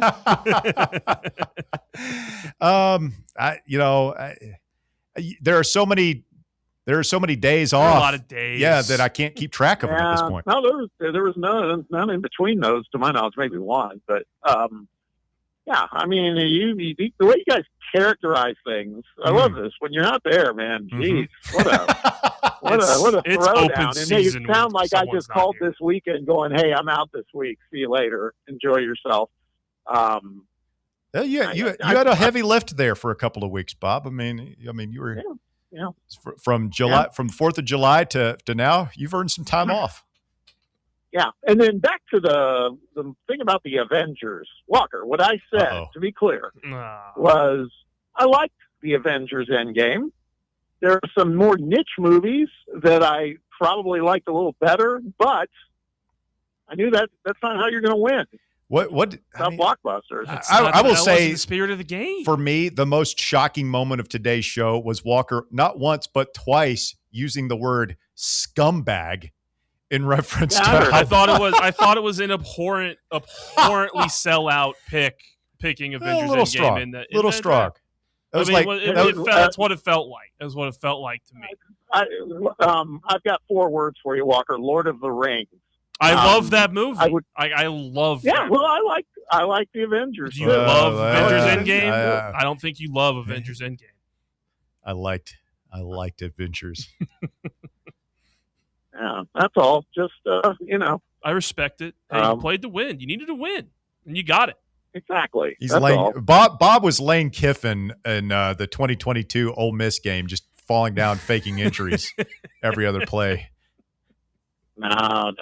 No. Whatever it takes. All right.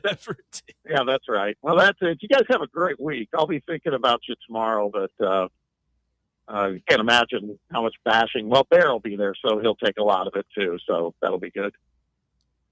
I mean, Bear's gotten his fair share of arrows today. Mm-hmm. He always does when he's not here, and when he is here. I've not. We've not played the Soviet national anthem once today. I would like the record to reflect that. Is that an achievement? I mean, I like to think it is. Like we're handling him with kids. Bob has definitely taken more of the brunt of the not here insults than Barry. When we talked about the draft. I just heard CG in his epilogue that he was throwing down on me too. So, okay, listen, you guys have a great evening. I'm going to hang up now. We'll talk to you soon. You too, Bob. All right. Have fun. Hey, Bob will be listening to tomorrow's show with his toes in the sand and a beer in his hand. So don't cry for Baskerville. Don't shed a tear for Bob. He's doing just fine. He's doing great. He's having a great time. It actually took me, it was like a minute into that phone call until I realized that was Bob.